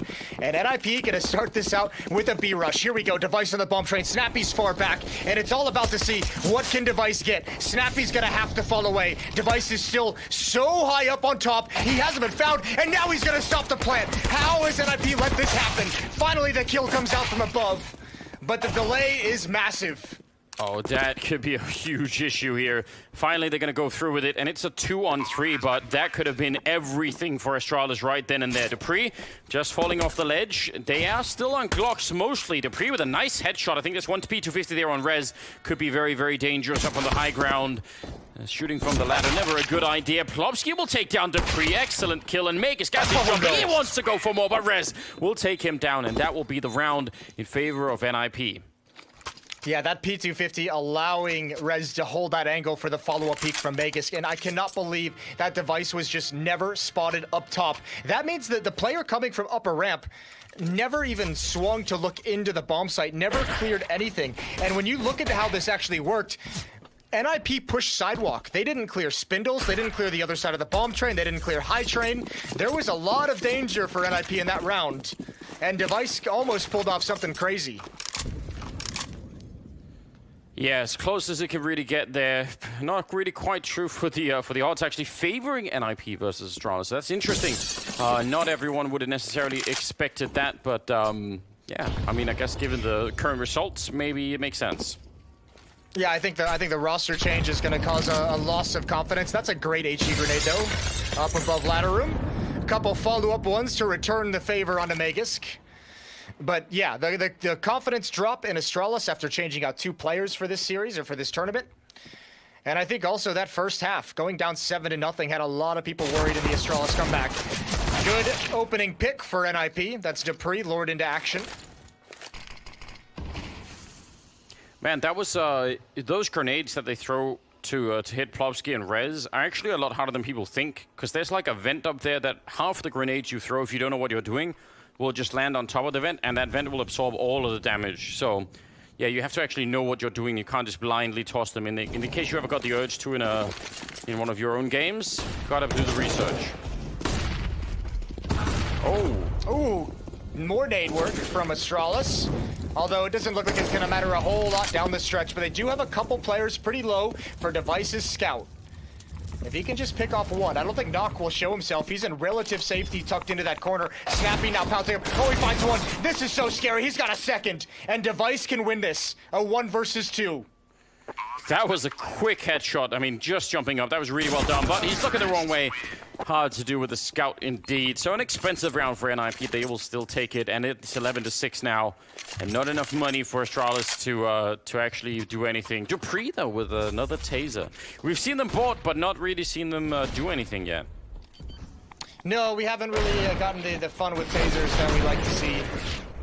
You know why? It's because we don't have Tarek. When Tarek buys that taser, he really goes for it. You know, he doesn't just sit at a corner and wait for someone to come in. He actually attacks with that thing. That's a good point. I do miss Tarek for that reason, and amongst others. Oh, wow.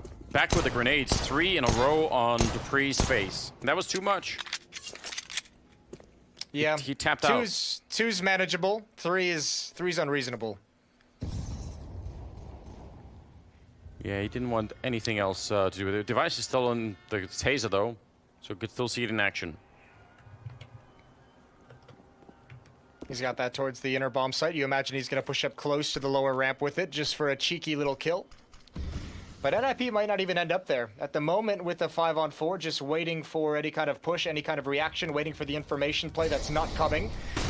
So now all that's left is for them to attack this bomb train away from the taser as well. So that's sad. Yeah, getting cheated all the time. It's nice in a round like this to have the Mac-10 and the pistol on twist, because you can have them lead the charge into that site, not even worried about any stacks or anything. Now he's looking for an exit taser, which I guess that can also work. Second favorite kind of taser. Yeah, I mean, especially at the ladder here, it's so funny when people climb up and then they descend flying down again after having made that weird scream. Yeah, that weird, like, made to sound like a squawking chicken. Ooh, didn't even get a chance. You really wanted to as well. But that's a shame. Not for NIP, though. All the way up at 12 rounds. Yeah, just 4 rounds away from closing out this map, from taking a nice clean victory here. All right, let's see. They've had good starts to both of their halves. Obviously, the first one was 7-0, now 3-0. First gun round in hand. Device has the AWP, so does Twist on the T side. Yeah, and that's interesting. See if we could find an early kill here, Device. I think we saw the comeback at the beginning of the first half there for Astralis hanging on to it, but it will be Twist instead, beating Device to the punch and taking him down. And if they win this round in IP, surely it's their game. Surely they've got themselves put in a nice position enough to be able to take the victory. Yeah, they would have such a nice advantage. I can't believe Hampus is this close. Good find from Yugi up on top, and that was the only one who could have stopped that play from occurring. So Yugi finds the equalizer and can now take a deeper angle in towards T-mid with that AWP. His biggest problem is the fact that he does not have any support or any kind of a teammate to keep an eye on Ivy behind him. So his attention is probably going to be split between those two choke points. No one's cleared up Pop Dog yet, so Dupree still hanging around in there. We'll see what they do if they actually go for this bomb site. If they can buy time and just make sure that no one pushes through fast enough, then maybe Dupree... Oh, he's already walking up behind them. This is exactly what Rez did to them, and now Dupree wants to do the exact same thing. Has he spotted out anyone yet? Oh, no, he's got his back turned. Rez might see him. Oh, this could be a disaster. There's the turnaround in Dupree. He only gets the one. I can't believe it. He had it lined up. That could have been the round one just then. It might be enough still just because of the confusion, but, man, the timing is unbelievable. No, look outside. They're going to readjust. Knock has to make a play right now. He needs this kill. He needs it. He's got the headshot. Now he can hold Yugi back, at least for the moment. Yugi, low HP. Good job from Knock. He's allowed Twist to rotate back out, but look at the time. There's only 12 seconds. Twist has to make his play. Here comes a boost in towards CT choke point. He now knows the location of both, and Yugi can't fight. Yugi's got to back away. Wow. Again, what a dramatic round. It's because he was behind the wall. Dupree just didn't even see him. And then the quick trade, the quick turnaround, and as you pointed out, Nork, had to win that fight, and he did. That's heartbreaking for your Astralis. Are they rage buying into this round, Jason? Is that what's going on here? I don't know. Does Astralis rage anything? Do they rage do anything?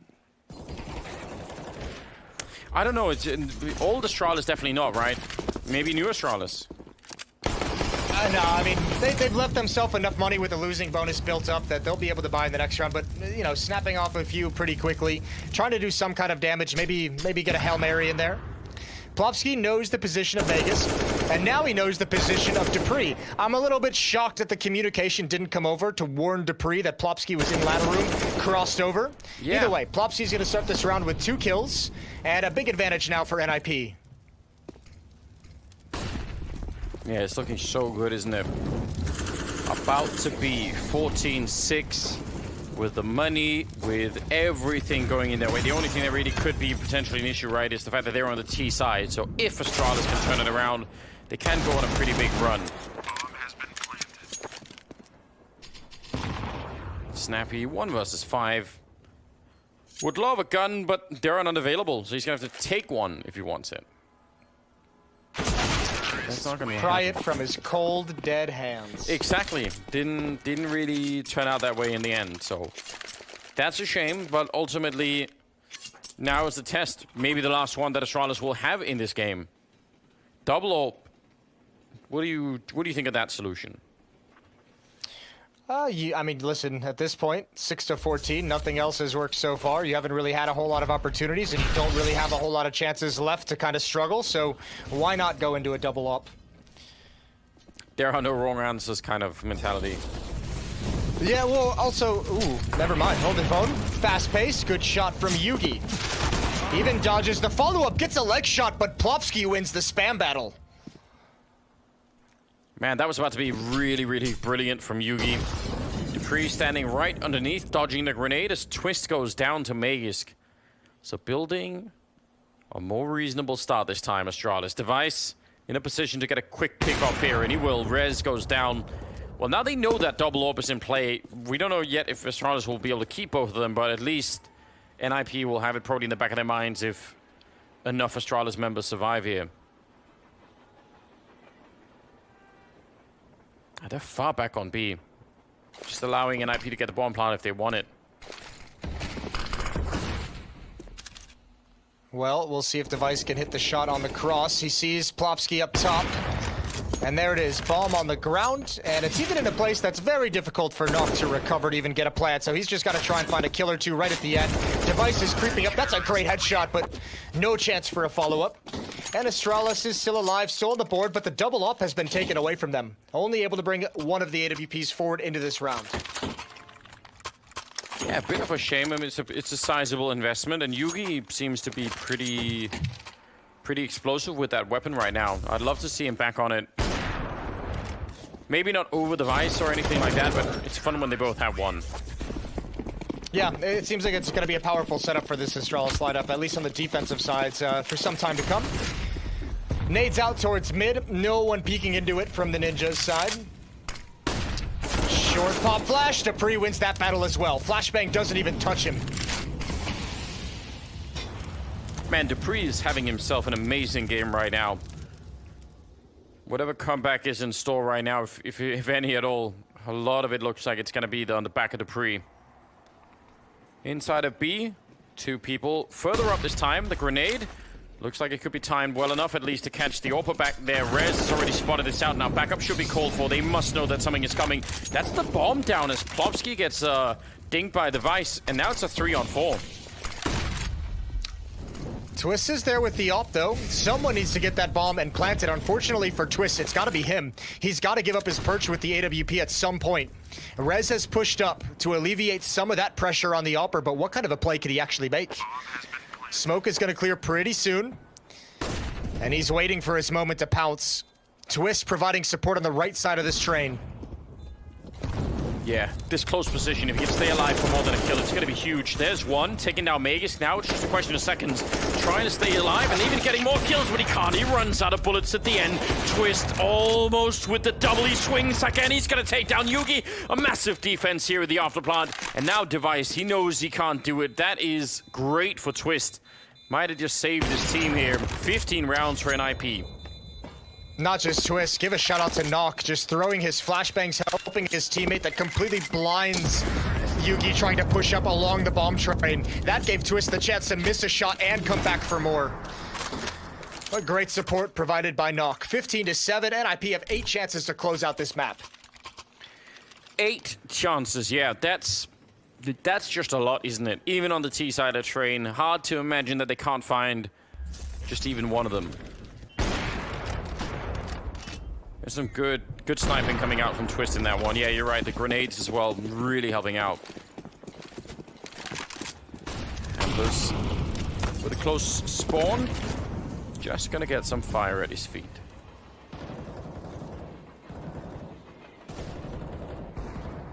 Well, and this is a much better start. That's a good opening. Yeah, but unfortunately, without that double up, the question becomes, can they still have success with just the single AWP? Plopsky looking for someone to push in towards ladder room. 4-on-5. NIP. So many chances, but at least in this one are going to have to struggle. One player towards Ivy, and they're looking for an equalizer. It was almost there. Yugi was so close to peeking right into Hampus.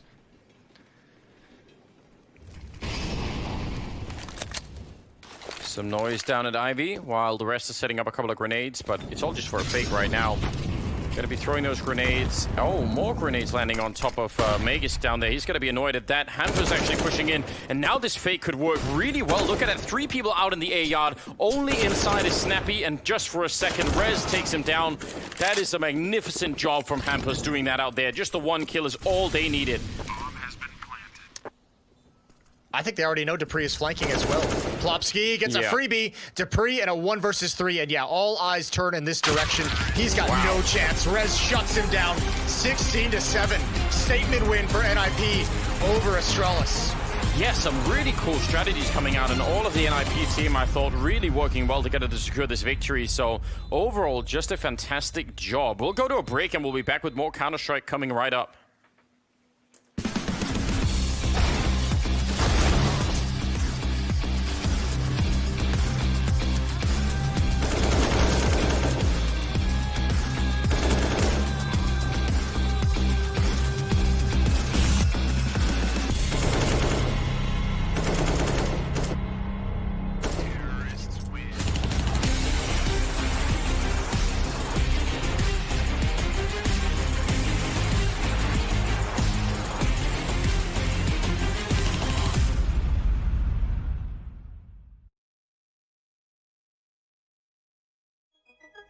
could be a whole new direction for this team. We don't know where they're going. We don't know what maps they're prioritizing. We're about to learn with the rest of the world here. So I think that's fair enough. People probably underestimate how dominant they were. I'm sure statistically they probably have all the records. I don't think they'll ever be beaten, quite frankly. NIP were just an amazingly fun team to watch. It's going to be really interesting in the beginning. It's a new lineup. A lot of the younger players, less experienced players than I'm used to working with in the past. Well, now we have to see what this new NIP roster without any of the legends on it, what they're going to be capable of. Whenever you got to cast NIP back in the day, it felt like you'd won the lottery because you're always going to get just one of the very best games. Almost impossibly good. I mean, it legitimately is the case that when they would win those 87 maps in a row, and what people forget is that was just like the first, I think, 6 months or something. Because on every level, NIP could dominate, and they're similar to some of the teams that we have today, where there's just so much raw talent on the team. It's kind of like Astralis when they were in their prime. Yes, someone could beat them, but that was actually the unlikely scenario. And in fact, you knew if they played that team in the next tournament, they'd just go and get revenge immediately and be right back on top. And they had a bit of that hive mind Swedish element, the way that Fnatic had it in 2015, somewhere around there, right? It wasn't like there was a fixed strategy to it. It was just, oh, look, GetRight got 3 kills because he somehow managed to sneak all the way onto the opposite B site and then backstabbed everybody. And you could expect that every game. It was the meme where, oh, where's GetRight? Look behind you, because that's where he is. And 9 times out of 10, he was shooting you in the back. Forrest is Forrest. He could just do it all. He was a god. Freiburg, fearless. He had the trust of his teammates, the king of banana, coming up with the big plays, opening up bomb sites, taking over entire sections of the map. But what was great about that team was that you could always tell that it was like a brotherhood in that team. In terms of how important NIP's era was, so I actually thought it really established CSGO as a game, because at the time it was considered an inferior game to CS Source and CS 1.6, and most people thought it was a joke. So I think actually to have some big legends from 1.6 come in, dominate the game immediately, therefore showing there's something to this game. There's a reason it's not just a different team winning every event.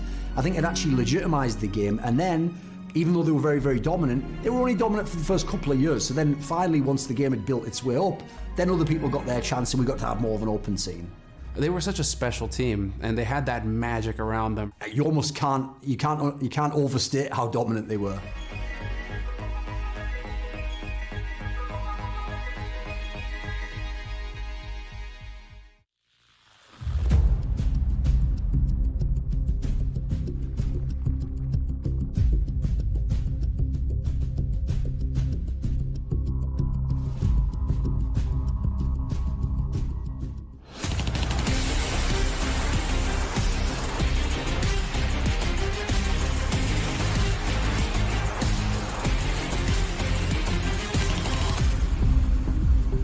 Let's go. There we go. The fans were watching NIP win, and their team managed to pull through over Astralis. As far as Astralis are concerned, it's back to the drawing board trying to figure out how to get these new players to integrate into the roster. They shouldn't be dropping teams. They shouldn't be dropping maps to NIP, but that's just the way it went today. So 16-7, and Maniac, we're going to get right into it. I'm going to jump to you. What did you take away from this match? Well, I mean, first of all, if you just look at the numbers on your screen right here, you can see both Snappy and Yugi hardly struggling in that game, and you can understand why. It's Train, it's the definition of a tactical map. Not exactly sure why Astralis allowed NIP to take them on that map, of course, but Snappy on the B-bomb side, specifically on the CT side, he had such trouble handling NIP, and the Swedes, they quickly realized. They've played the B again and again and again, played these bomb plants to perfection, and I mean, I want to say I'm surprised, but I'm not, because I saw it coming. I mean, I have to say, this is not... Thorin, what did you think? This is not the Astralis I expected to see. Like, I thought I was going to get way more from Magisk than this. Like, Device and Dupree did what they could under the circumstances. The two players who were coming in from Rogue, they just looked terrible. I mean, they didn't do anything whatsoever in this game. I want to put most of the focus, though, on the NIP side of the equation. Like, NIP looked fantastic the whole game through, pretty much. Like, even some of the rounds they lost were just brute force skills from some of the Astralis players that actually were on the server. So Like, again, this is not Astralis as I remember them. This is Astral-less. Like, you just don't get any of the quality that you expect from that team. That's one of the hardest teams in the game to beat. So, I want to just give a quick props as well. Another thing people might have missed in the whole shake-up in NIP is they've taken Nork off primary op duty, and that is just Twist who does that now. And actually, you saw Nork on an AK here. You look great. Like, this guy was really coming into his own as a player, and I think he's really kind of shown that it was worth the gamble when they moved into this post-original 5 era, as it might be called. Mm-hmm.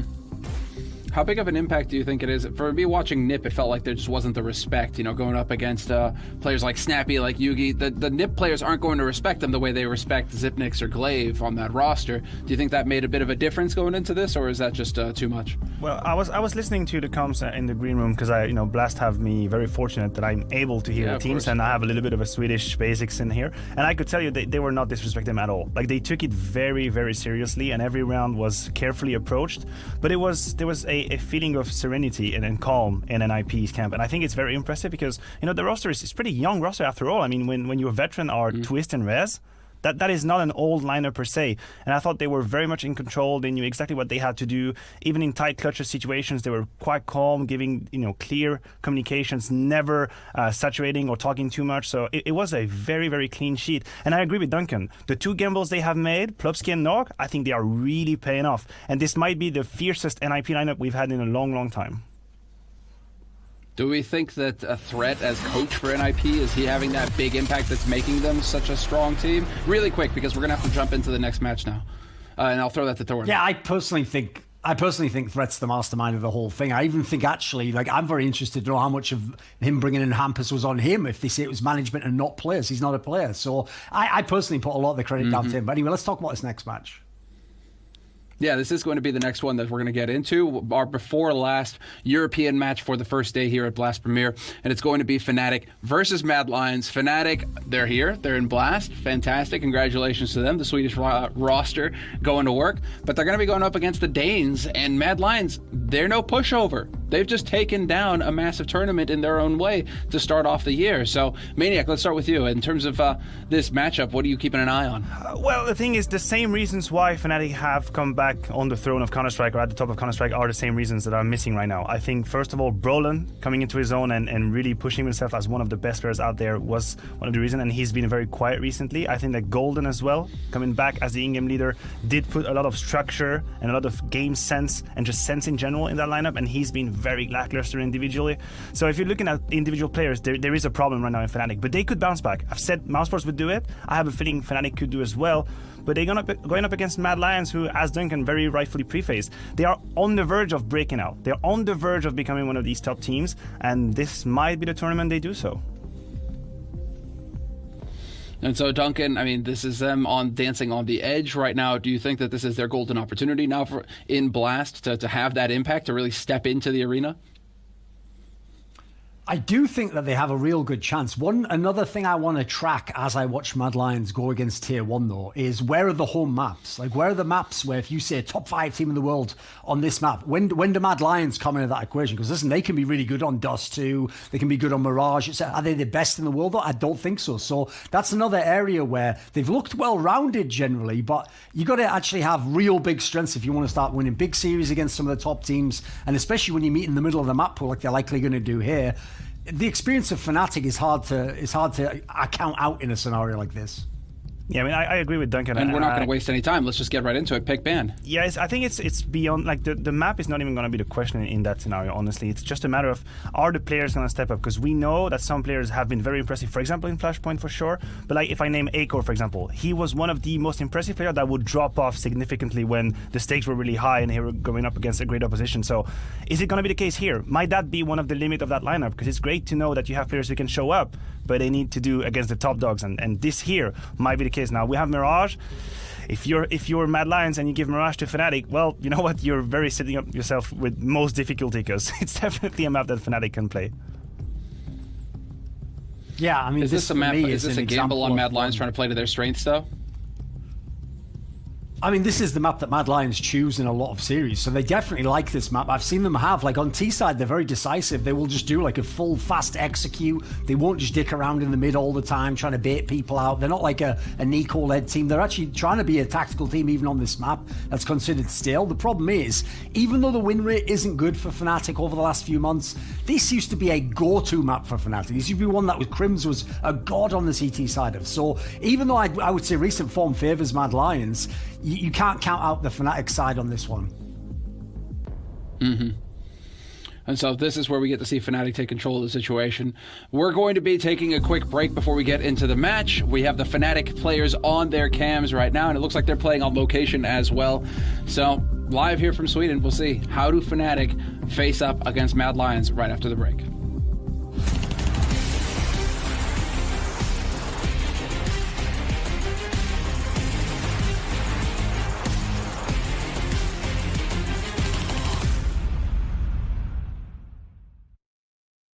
Bought into the idea that, fundamental Counter-Strike is the basis for being a good team. Gratisfaction blocks him from the sky. They've got a lot to prove in this matchup. It's 100 Thieves! We should be a contender to be in the top 5 teams. Internally, I feel like we're pretty hardworking. The Aussie lineup known for this crazy practice, known for the boot camps of what they can deliver. They have a very good base and understanding of how they want to approach the game as a team, and that's something that a lot of teams lack. They don't have an identity. Aaron, for example, he's always getting hyped up and cheering all of us on. I mean, me and Justin, we're pretty different people, I would say. He's a very quiet person in general. I'm probably a little bit more louder than him, but in game, I think we just have a respect for each other. They have a star individual in JKS. He made it within the top 20 players last year, and I know that's actually going to drive him further. It's actually going to inspire him to play even better Counter-Strike. So if he can play better than he did last year, I think everyone needs to watch out. And he takes down Kenny. Follows up onto Hunter. 3 frags from him. We met our goal last year of making the top 5, and we want to keep building upon that, and trophies is the next step. I think we had a lot of success last year, and I think we know what works for us in terms of practice and scheduling and stuff like that. So putting all that to use this year and only improving on that, I think we should only just do better.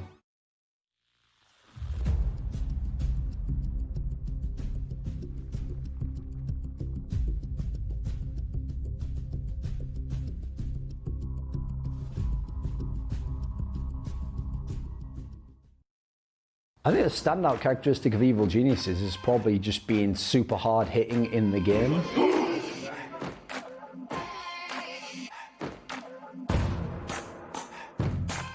I would say dangerous, just because our potential and our peak is kind of unknown, so we can, play at an insane level. I actually think that they're probably top 2 or 3 team in the world in terms of raw skill across the squad, and they use that as their main strength. 9 seconds now. He makes for the jump, and Stanislaw, he nearly gets it, and he will eventually. I would say erratic is the word that best describes Evil Geniuses. Hype for sure. I think we just love that energy. I would say exciting, just because it's probably pretty exciting to watch us, just to see how we do.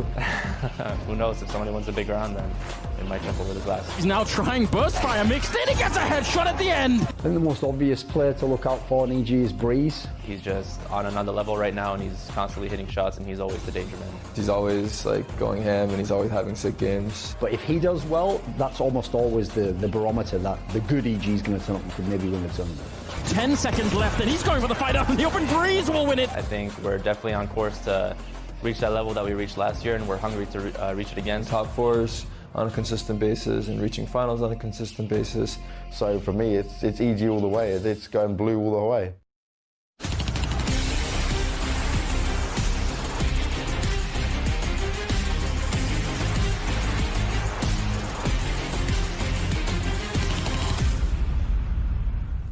All right, welcome back. Well, there he is, Jason, the man with just the immortal smile. It's Flusher. I know. Why did we have to open up on his face? That just immediately makes me happy. It does, I know. That's probably why we did it. Maybe the producers knew as well. It's Fnatic versus Mad Lions, and I think this could be actually quite a fun game. I really like watching Mad Lions, and I don't think there's anyone that doesn't like watching Fnatic play. They're just always a fun team. Yeah, they're so much fun, but they're another team that seems. I mean, both of these squads actually, oddly enough, have had some of their own fair share of struggles since we've made the switch to some online play. Fnatic especially recently. I know for Mad Lions, it's funny because I know you really like Acor, I really like Acor as well. But the two names that I usually pick as like the most impactful for this Mad Lions team, Acor is flashy and exciting, but Shush and Bubsky are awesome, and they quietly have a very solid fragging in-game leader in Asilian. So they've got a pretty cool team, and for the longest time, Mad Lions has been knocking on the door of the top 10. They've been the gatekeepers to the top 10 in professional CS. Yeah. They just haven't made it there themselves quite yet. I feel like that's a good way of describing it. And I mean, there was a lot of, a lot of waves going on at some point, right? When they got rid of Hunden and got Asilian in there, and everyone was, pointing fingers and ready for them to fail, and they didn't. So now I actually think it's just about seeing how far up they can go. I mean, gotta remember, it's still a fairly new project with Asilian in here, so I still think they're on the up and up. They're gonna be starting on the CT side, Fnatic on the T side. So big welcome, ladies and gentlemen. Get everyone in here, get on those fan cams if you can, find a way to do it. It's great fun, we really do enjoy it, and tell all your friends about it too if they don't know already. I'm sure everyone has a webcam these days. Yeah, you'd certainly hope so, or some kind of camera. Anything. Anyway, JW, Crims going through the underpass towards middle. This could very much be a fake. We'll see if they try and head in towards window where Acor is, but they could try and attack the A bomb site with 3 players. The bomb and one other teammate, Brolin, are back in B holes. There's JW boosted up. Good kill from Golden. That's an opening duel. That is a heads-up fight, and JW's got the next one. Bubsky's going to try and recover the situation, but now Mad Lions realize their mistake. The B bomb site is lost entirely, and this surely... All right, Golden just stomping on him. Gonna go for one more, and he's got it. 3 headshots for Golden. What an absolute badass. He got the last bullet on him. They were all shooting at him. Mad Lions saying that tech issue. Maybe their brains got scrambled by how mad that was. Yeah, if I got wrecked that hard, I'd call a tech issue as well. I'd be like, oh man, weird, my keyboard just stopped working as soon as you peeked. Yeah. That was incredible. What a cool shot. Well, I mean, it was already looking good even before all of that, right? Winning the fight in window and also one in the B bomb site. That's a good start. But then Golden just stayed alive, and with the P250 in there, the right tool. Listen, that's an interesting round for Fnatic, just for purely the one reason of, remember, Golden, when he's initially joined Fnatic, I know this was a while back, but even when he rejoined, the knock on Golden has always been individually, can he actually stack up with the other players in the professional scene? And right here, we just see Fnatic basically crafting around where Golden is required to get a kill to make that fake work. Like, if you just put him with a P250 at that A bomb site the way they did on the T side, you're relying on him being bold enough to take that challenge and win that fight more often than not, so that you force a rotation so that the players can actually attack into the B bomb site. So that's a pretty cool facet of that strategy for me. But that can't keep being the criticism of Golden, right? I feel like he's proven it time and again that he actually can, get kills. I think if you're holding on to that criticism of Golden, you're living in the past. Like, you haven't quite updated the information in your brain, because Golden has been putting in some work with this Fnatic lineup ever since he rejoined. Yeah, I really think so. And I mean, I don't need him to be out fragging, Brolin and Crims and JW and all the rest like every round. I just need him to do. But sometimes he even does. That's what's so crazy. Like, sometimes he actually is the guy just top fragging for some odd reason. This is a really, really cool kill. But the follow-up here, I mean, that's when he's feeling it. He's like, you know what? This is one of those rounds. I'm going to go get this done. Yeah. Well, I mean, after that little one tap in the previous kill, you might as well have the heat check. That was really sick. Yeah. Nice round from Golden. And, I don't know. What are your thoughts on this Fnatic team so far? I mean, again, I'm kind of on your side in terms of just how they've been feeling online, and I don't know. I mean, it doesn't really alarm me that much. I mean, the only thing is, obviously, we don't know how long we're going to be playing like this online. So, if you say, oh, it's going to be another month of online, and for that reason, it kind of sucks to see Fnatic play maybe not at their optimal game. But obviously, if you scale that and you say, well, it's going to be 10 more months of online play, then I'd start to say, okay, well, now it's an issue. Now they actually need to take it seriously, right? Because that's just a long time to be losing. So for me, it's just all about like the scale of it, and I guess no one knows. So maybe just prepare for the worst in some sense if you're a Fnatic or any other team for that matter. Prepare for the worst. Yeah, be pleasantly surprised if it turns out you didn't need it. So 1-0. 2 MAC-10s on Flusha and Crims for Fnatic, so they've got some hyper-aggressive weaponry here. And they're gonna go for some mid control. Crims, Golden, and Brolin gonna swing out top mid. That's a good HE nade onto Brolin, down to 44 health. We've seen these rounds be so dangerous these past few days, Anders.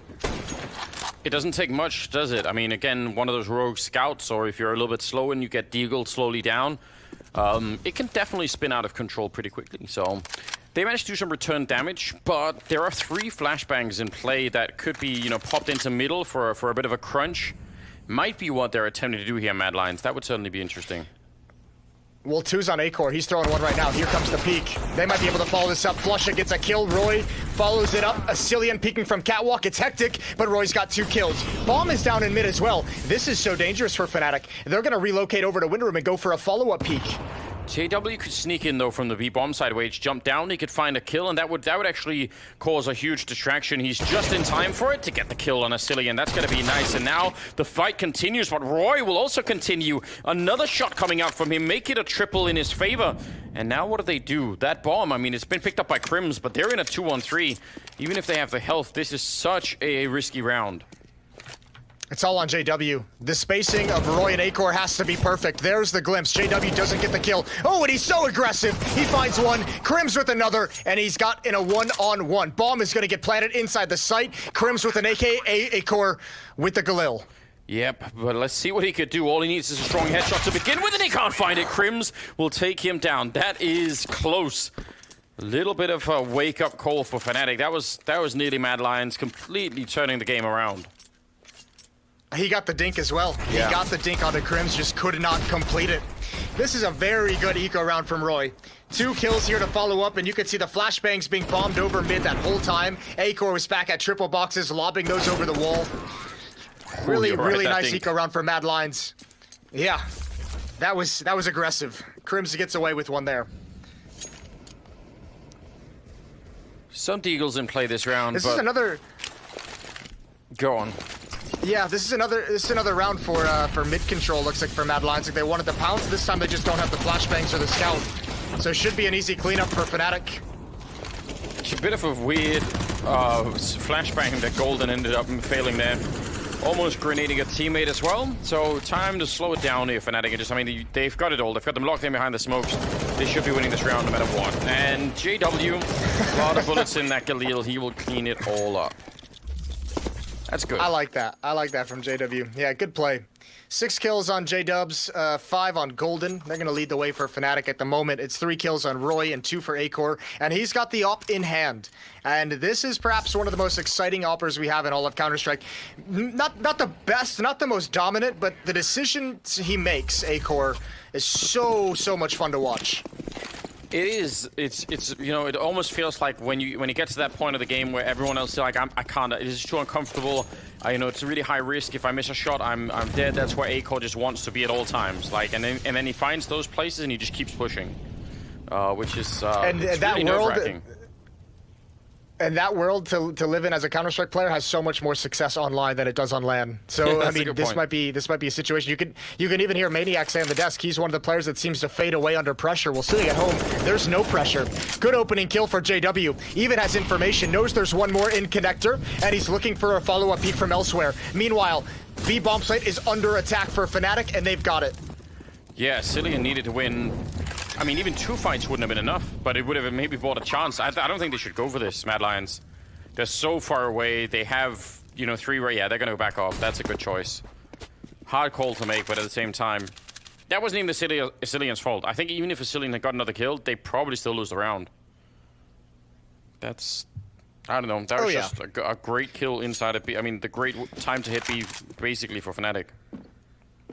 Well, you know, you and I always talk about, you know, why teams don't have more of like a control mid defense setup on this map, and I think we're seeing another part of the reason why teams have kind of shied away from that. Fnatic has really been exploiting it. Mad Lions have had heavy emphasis on protecting mid, on having presence there, on having 2 to 3 players there, and Fnatic have basically found that B bomb site almost for free, maybe 2 rounds so far, half the rounds that have been played, by just, you know, having one small minor presence in mid and then 3 players coming out of the holes.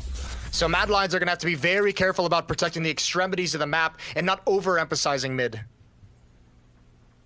Yeah, because that is definitely one of the potential weaknesses. And you're right, it does feel like there's no winning for the teams, right? If they don't hold middle, then we start to criticize that. If they do, it does leave some of the weaknesses. So we could be pretty critical when it comes to these things. Oh, that grenade though, right on top. That's what we wanted. Bobsky with the spray. That was so well set up. He just nuked their team. That was, I mean, you say so well set up, I'm just going to go with luck. That's a good timing on the nade, good spray control as well. Fnatic have to be equally frustrated that their double nade stack into the window didn't result in anything, and Bubsky's been trained to fear this B bomb site. He's already rotated over, and that is a nasty angle. Yeah, it is. Fnatic again, I mean, it's fine if they start to lose some rounds. I mean, they were ahead 4-0, but do some damage, right? Get something in return here. That would be nice so that Mad Lions don't have too much of a victory and start to build their bank, you know, too quickly. Golden and Flusher in the middle. And I think Mad Lions smartly not really... It's very hard to find isolated fights right here if you're Golden or Flusher. That was the first liking. Well, they're looking for Bubsky. Yeah, they were. Yeah, that's a good find. The spin around. Flush has got it with the help of Golden right through the box. Oh, and the follow-up with the flashed into the window. Again, finding a couple of things right there. Third one would be brilliant, but Golden is getting shot in the back all the way over from the V-bomb side, picking up the bomb with 24 seconds left. And I think he realizes he's pretty much just inside of a huge triangle here, and it's not going to be easy to get out. 15 seconds, started to move up, but Bubsky will find him. Quad kill for him in the round.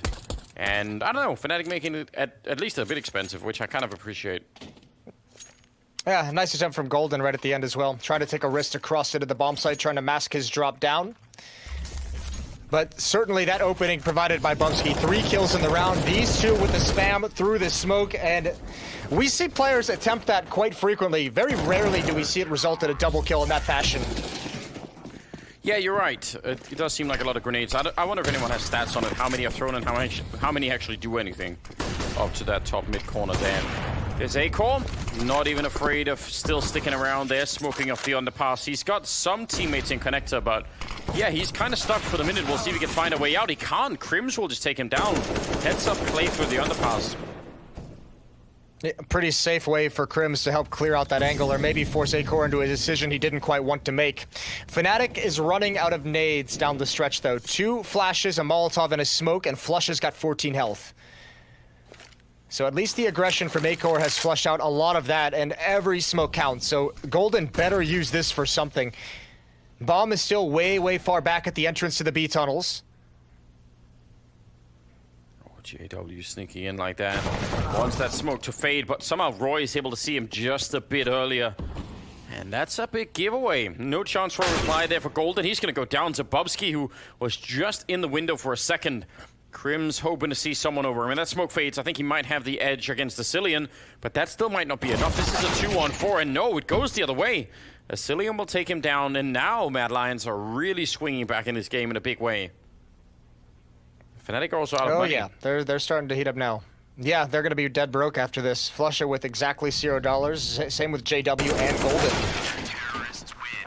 Roy has an easy cleanup, and Mad Lions with their second round on the board, and they're able to salvage the AWP for Acor. Yeah, this is the beginning of a decent sized comeback.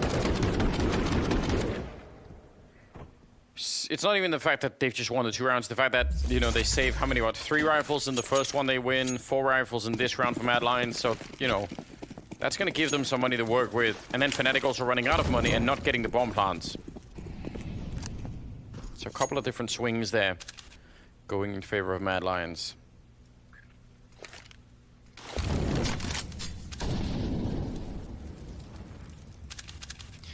Acor now with the op, just holding an angle towards mid.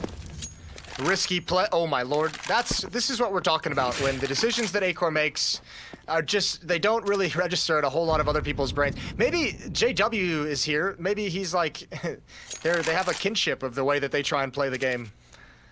Maybe JW just understands him. Like, I respect that. You're also mentally ill, so just appreciate that. Oh, well, I certainly appreciate it. I don't know what that says about me, but I love it. I think it's so much fun. No, I do too, but it is just sometimes you just have to shake your head and wonder. Yeah, why? Why exactly? 3 people in the middle with pistols. They need a kill, and then they need to go, I think. That was nice from Brolin, but I kind of almost wish they could follow it up. Deep grenade, and Shush also on the other side. Bubsky trying to help out, and just with a bit of a reload, but they should be able to take care of this. They know exactly what Golden is, and he is just, the question is if he can get a kill or if he's just going to go down. With Glock, not much happening there. That's 3 in a row. Yeah, 3 in a row, and they actually, preserve the economy pretty well. In those 3 rounds, they've only lost 4 players, so not too bad in terms of building the amount of money. What is the... And that op is starting to get comfortable in Acor's hands. Yep. What's the saying? Real recognize real, I think, is the maybe that's what's going on between JW and Acor. Some professional appreciation. Here's some mid-aggression. Flashbang coming over from spawn side. 2 players pushing up. Shush gonna lead the way. Counter flash for Fnatic is good, but the kill goes the way of Mad Lions. So does the follow-up. And the third. That's with the help of Roy. And Mad Lions have taken hold of mid. It's been a while since I've seen a CT side actually successfully win middle, but this is a 4th round, I think, where in some fashion, maybe not always this aggressively, but Mad Lions are actually coming out on top of the mid fight. So Fnatic may have to at some point say, maybe we just don't put so much emphasis on it. They don't have to do it. I mean, you could do something else. You could just keep an eye on middle for a while, and especially if Mad Lions keep pushing, maybe you just, fish for them a little bit and hang out and see if they're going to be walking into your crosshair. But this is so expensive. 2 versus 4.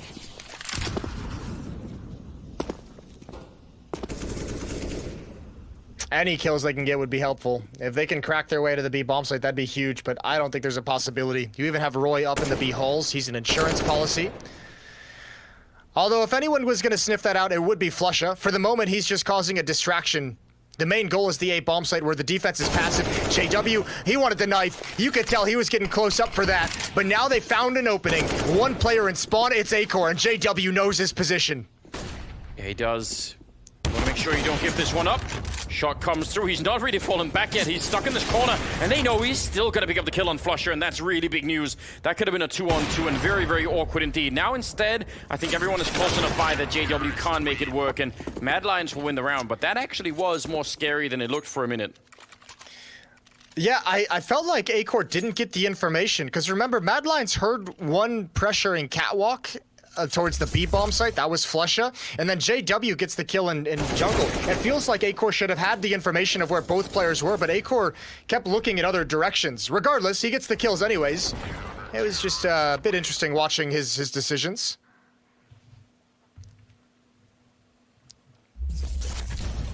Well, that's a 4-round comeback, and again, Fnatic, I mean, more rounds with no bomb plants, more rounds where they lose the middle. And it's happening again. Acor with the, I mean, they don't have Deagles, but still. I would, at this point, I would love to see them do something that isn't that mid-fight. Maybe use the fact that Mad Lions have 2 or 3 people in the middle. Yeah, no, well, now you get the chess game, right? If you're Fnatic and you want to call something different, and Mad Lions can just say, all right, we've had success in mid, let's maybe, you can still bust out some aggression towards Palace. Acor actually has a pretty decent spawn. Acor and Roy could actually hustle over. Yeah, you're right. Was that Asilian doing a little golf clap? Maybe a little shout out to Hiko? If you remember. Because the old school Hiko golf clap? Yeah. Yeah. I mean, yeah. Yeah, we'll give it to Hiko. It's been a while. Brolin takes some damage. It has been a while. It's been a minute. Acor with the nice pick, and there it is. There's that switch up. Instead of mid, this time it's towards A ramp. That's gotta feel. I'd be really annoyed at this point, right? Because that's, again, you haven't been losing that mid fight, so you try and at least go somewhere else, and you run into the people who were previously in middle. Still, Roy's in there. Yeah. He does love playing that position. I mean, Fnatic, especially JW, should be well versed in the mobility on Mirage with an AWP. He's going to know all of these kinds of plays, and it's just good to see Mad Lions using the AWP as you should. Mobile, starting it out, opening up rounds with it in different positions each time. And you can see, even now, it's being shifted to the B bomb site. It's rotated all the way over on A core. And that will allow them, if they'd like to actually rotate Asilian away from the B bomb site. And this is just typical Danish Counter-Strike as well. Sorry, look at how they're just playing passively towards the A bomb site. When this set piece and this hit comes in, Mad Lions is already committed to the retake. They don't need to actually try and defend the bomb site itself. Yeah, what they'd love is to, you know, snipe someone away, get another kill on someone, or do some damage as they're trying to put the bomb down. But you're absolutely right. Retake is definitely on if that's what it comes down to. 28 seconds. Smoke to buy some more time. Nice kill from Flusher. It looked like he was strafing and shooting at the same time and taking down Roy. But look at Shush. He's actually moved all the way in there. He's no longer thinking about the retake. He's in top of the smoke that he himself put down, and he gets killed inside of it. Now the bomb is being planted. Bubsky trying to stop it, but not successfully so. And there is a flank from Brolan. I think this round has fallen apart here. Fnatic might have just found the key. There's Brolan coming in with a long-range flank there, and now it's going to be just a 1 versus 3. Bubsky fighting all over the place and eventually gets taken down. That's a strange defense. We're looking at the way that they're set up and already prepared for retake, already prepared to just kind of sit back, let it happen, maybe get 1 kill on the entrance, and then collectively Mad Lions decided to go against that, but not as a team. This fight here, Roy overextended, not playing for a retake. That's way too aggressive. That's Shush trying to make up for Roy's death. And they just dropped the whole round. It crumbles from there. So we're all tied up at 5. Indeed we are. Oh, pushed into the A palace there, and A core in the middle. Again, this is just in the opening 10 seconds of the round, and Mad Lions have dropped 2 of the Fnatic players, and they should be able to win the round. Again, this is just a question now of playing it safely and getting trades, but Bovsky behind the smoke. My god, Fnatic, I think they might be a little bit shocked at just how aggressive this is. I'm a bit shocked. Yeah, Bubsky has no fear. He is not afraid of any of those pushes. Krims, you have to imagine what a disadvantage he's at. He goes down. Yeah. Mad Lions maintain a 1-round lead. That's fairly aggressive. I mean, it's aggressive. This is across the map, Fnatic's in right? some trouble. Yes, Fnatic is in some trouble in this round. They are in this half, I should say. The 4 rounds they won initially to start this half were based off the economic advantage of winning the pistol round. They've only won a single gun round. This is a 6-1 run for Mad Lions. Well, the odds don't really quite reflect it yet. Mad Lions still a little bit, you know, unfavored. I guess, I mean, 5-6 still a pretty good amount of rounds for Fnatic to have in the first half on T side Mirage. Yes. So I guess that kind of does make sense, but I'd say it's pretty impressive what Mad Lions are doing at the moment.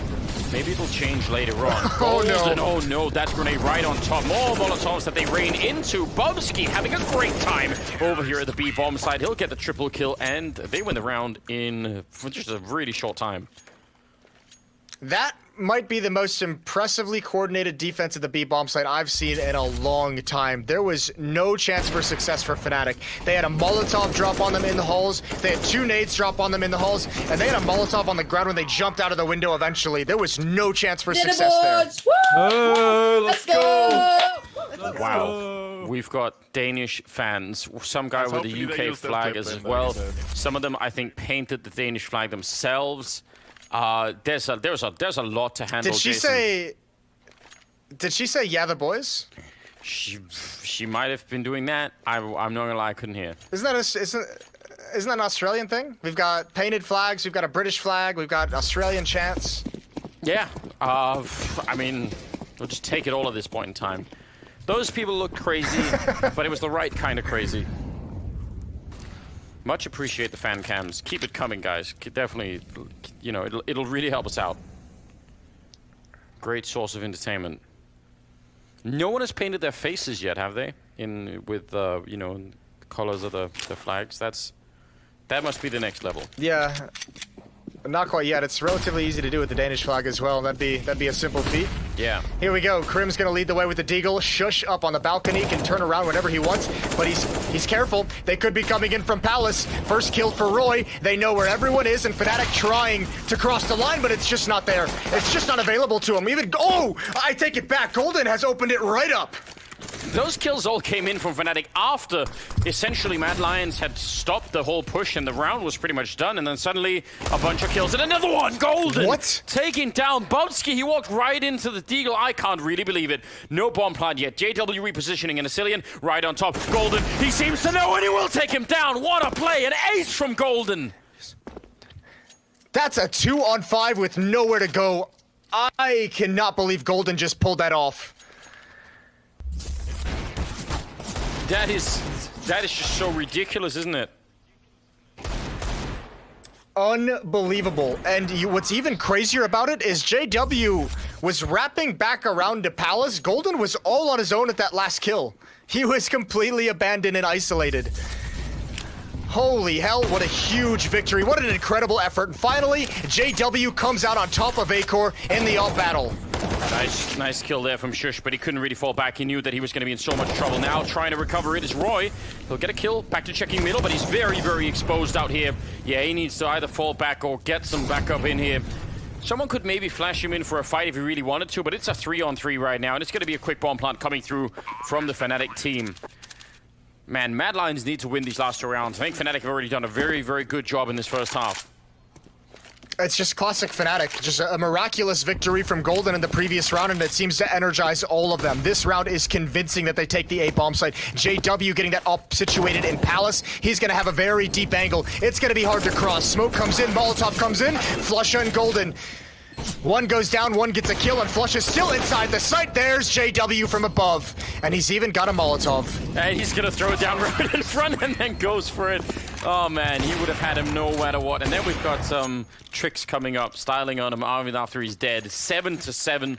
Fnatic tie up the scoreline here. Man, that was a crazy round right there. Another one, in fact. Well, now it's a very good half for Fnatic. Now they're loving the life. 7 rounds on your T side, and even figuring out a way to scrape together some at the end in these gun rounds. It would look so suffocating for a while. 7-1 run for Mad Lions and Fnatic. Oh no! That's not exactly. What are the great odds of that? We're obviously gonna get that one on replay. Yeah, let's check it out. Oh no, Mad Lions. It's crazy when you look at the scoreboard because you're way ahead of everyone else is Bubsky at 17-7, but on the other time it's Golden and JW doing almost all of the work. They're putting in an enormous amount of effort, and it's paid off. Now they're getting even helped out by Mad Lions. Oh, nice timing. Ooh. Yeah, good flash from JW as well. Asilian had no chance in that fight, backing up as well. What? You can see that building. I can't believe Bubsky is a madman, jumping out through a smoke in window room for a double kill. That is that's a Batman level play. Isn't it? It's just the kind of thing that shouldn't really work. Now, almost walking into the op shot there, I believe. Not quite going to happen. We'll see what they can do. It's a final round, so they are obviously going to go for the retake here. They've got Acor on one side, Roy and Bubsky coming in on the other side. Now, just how much can Bubsky do in this first half? And Fnatic, they are far back on the bomb side. They want to buy and play for time here. They got another Molotov in play on JW, and he's going to go down. The Roy with a kill, but he's traded, and now it's on Acor. Running in with the AWP, just cruising through, taking down Crims. Can he actually find this? He's going to tap the bomb, but it's a long defuse, no. 10 seconds. There is no way that's going to happen. He turns for it, but he's still going to lose the round. It's 8 in the first half for Fnatic. Brilliant start for the Swedes. Oh my god, I like everything about that half. Bubsky is basically a rifler's version of Acor. He's a madman as well. We're heading to a break, and when we come back, more excitement as the second half in this map concludes between Fnatic and Mad Lions.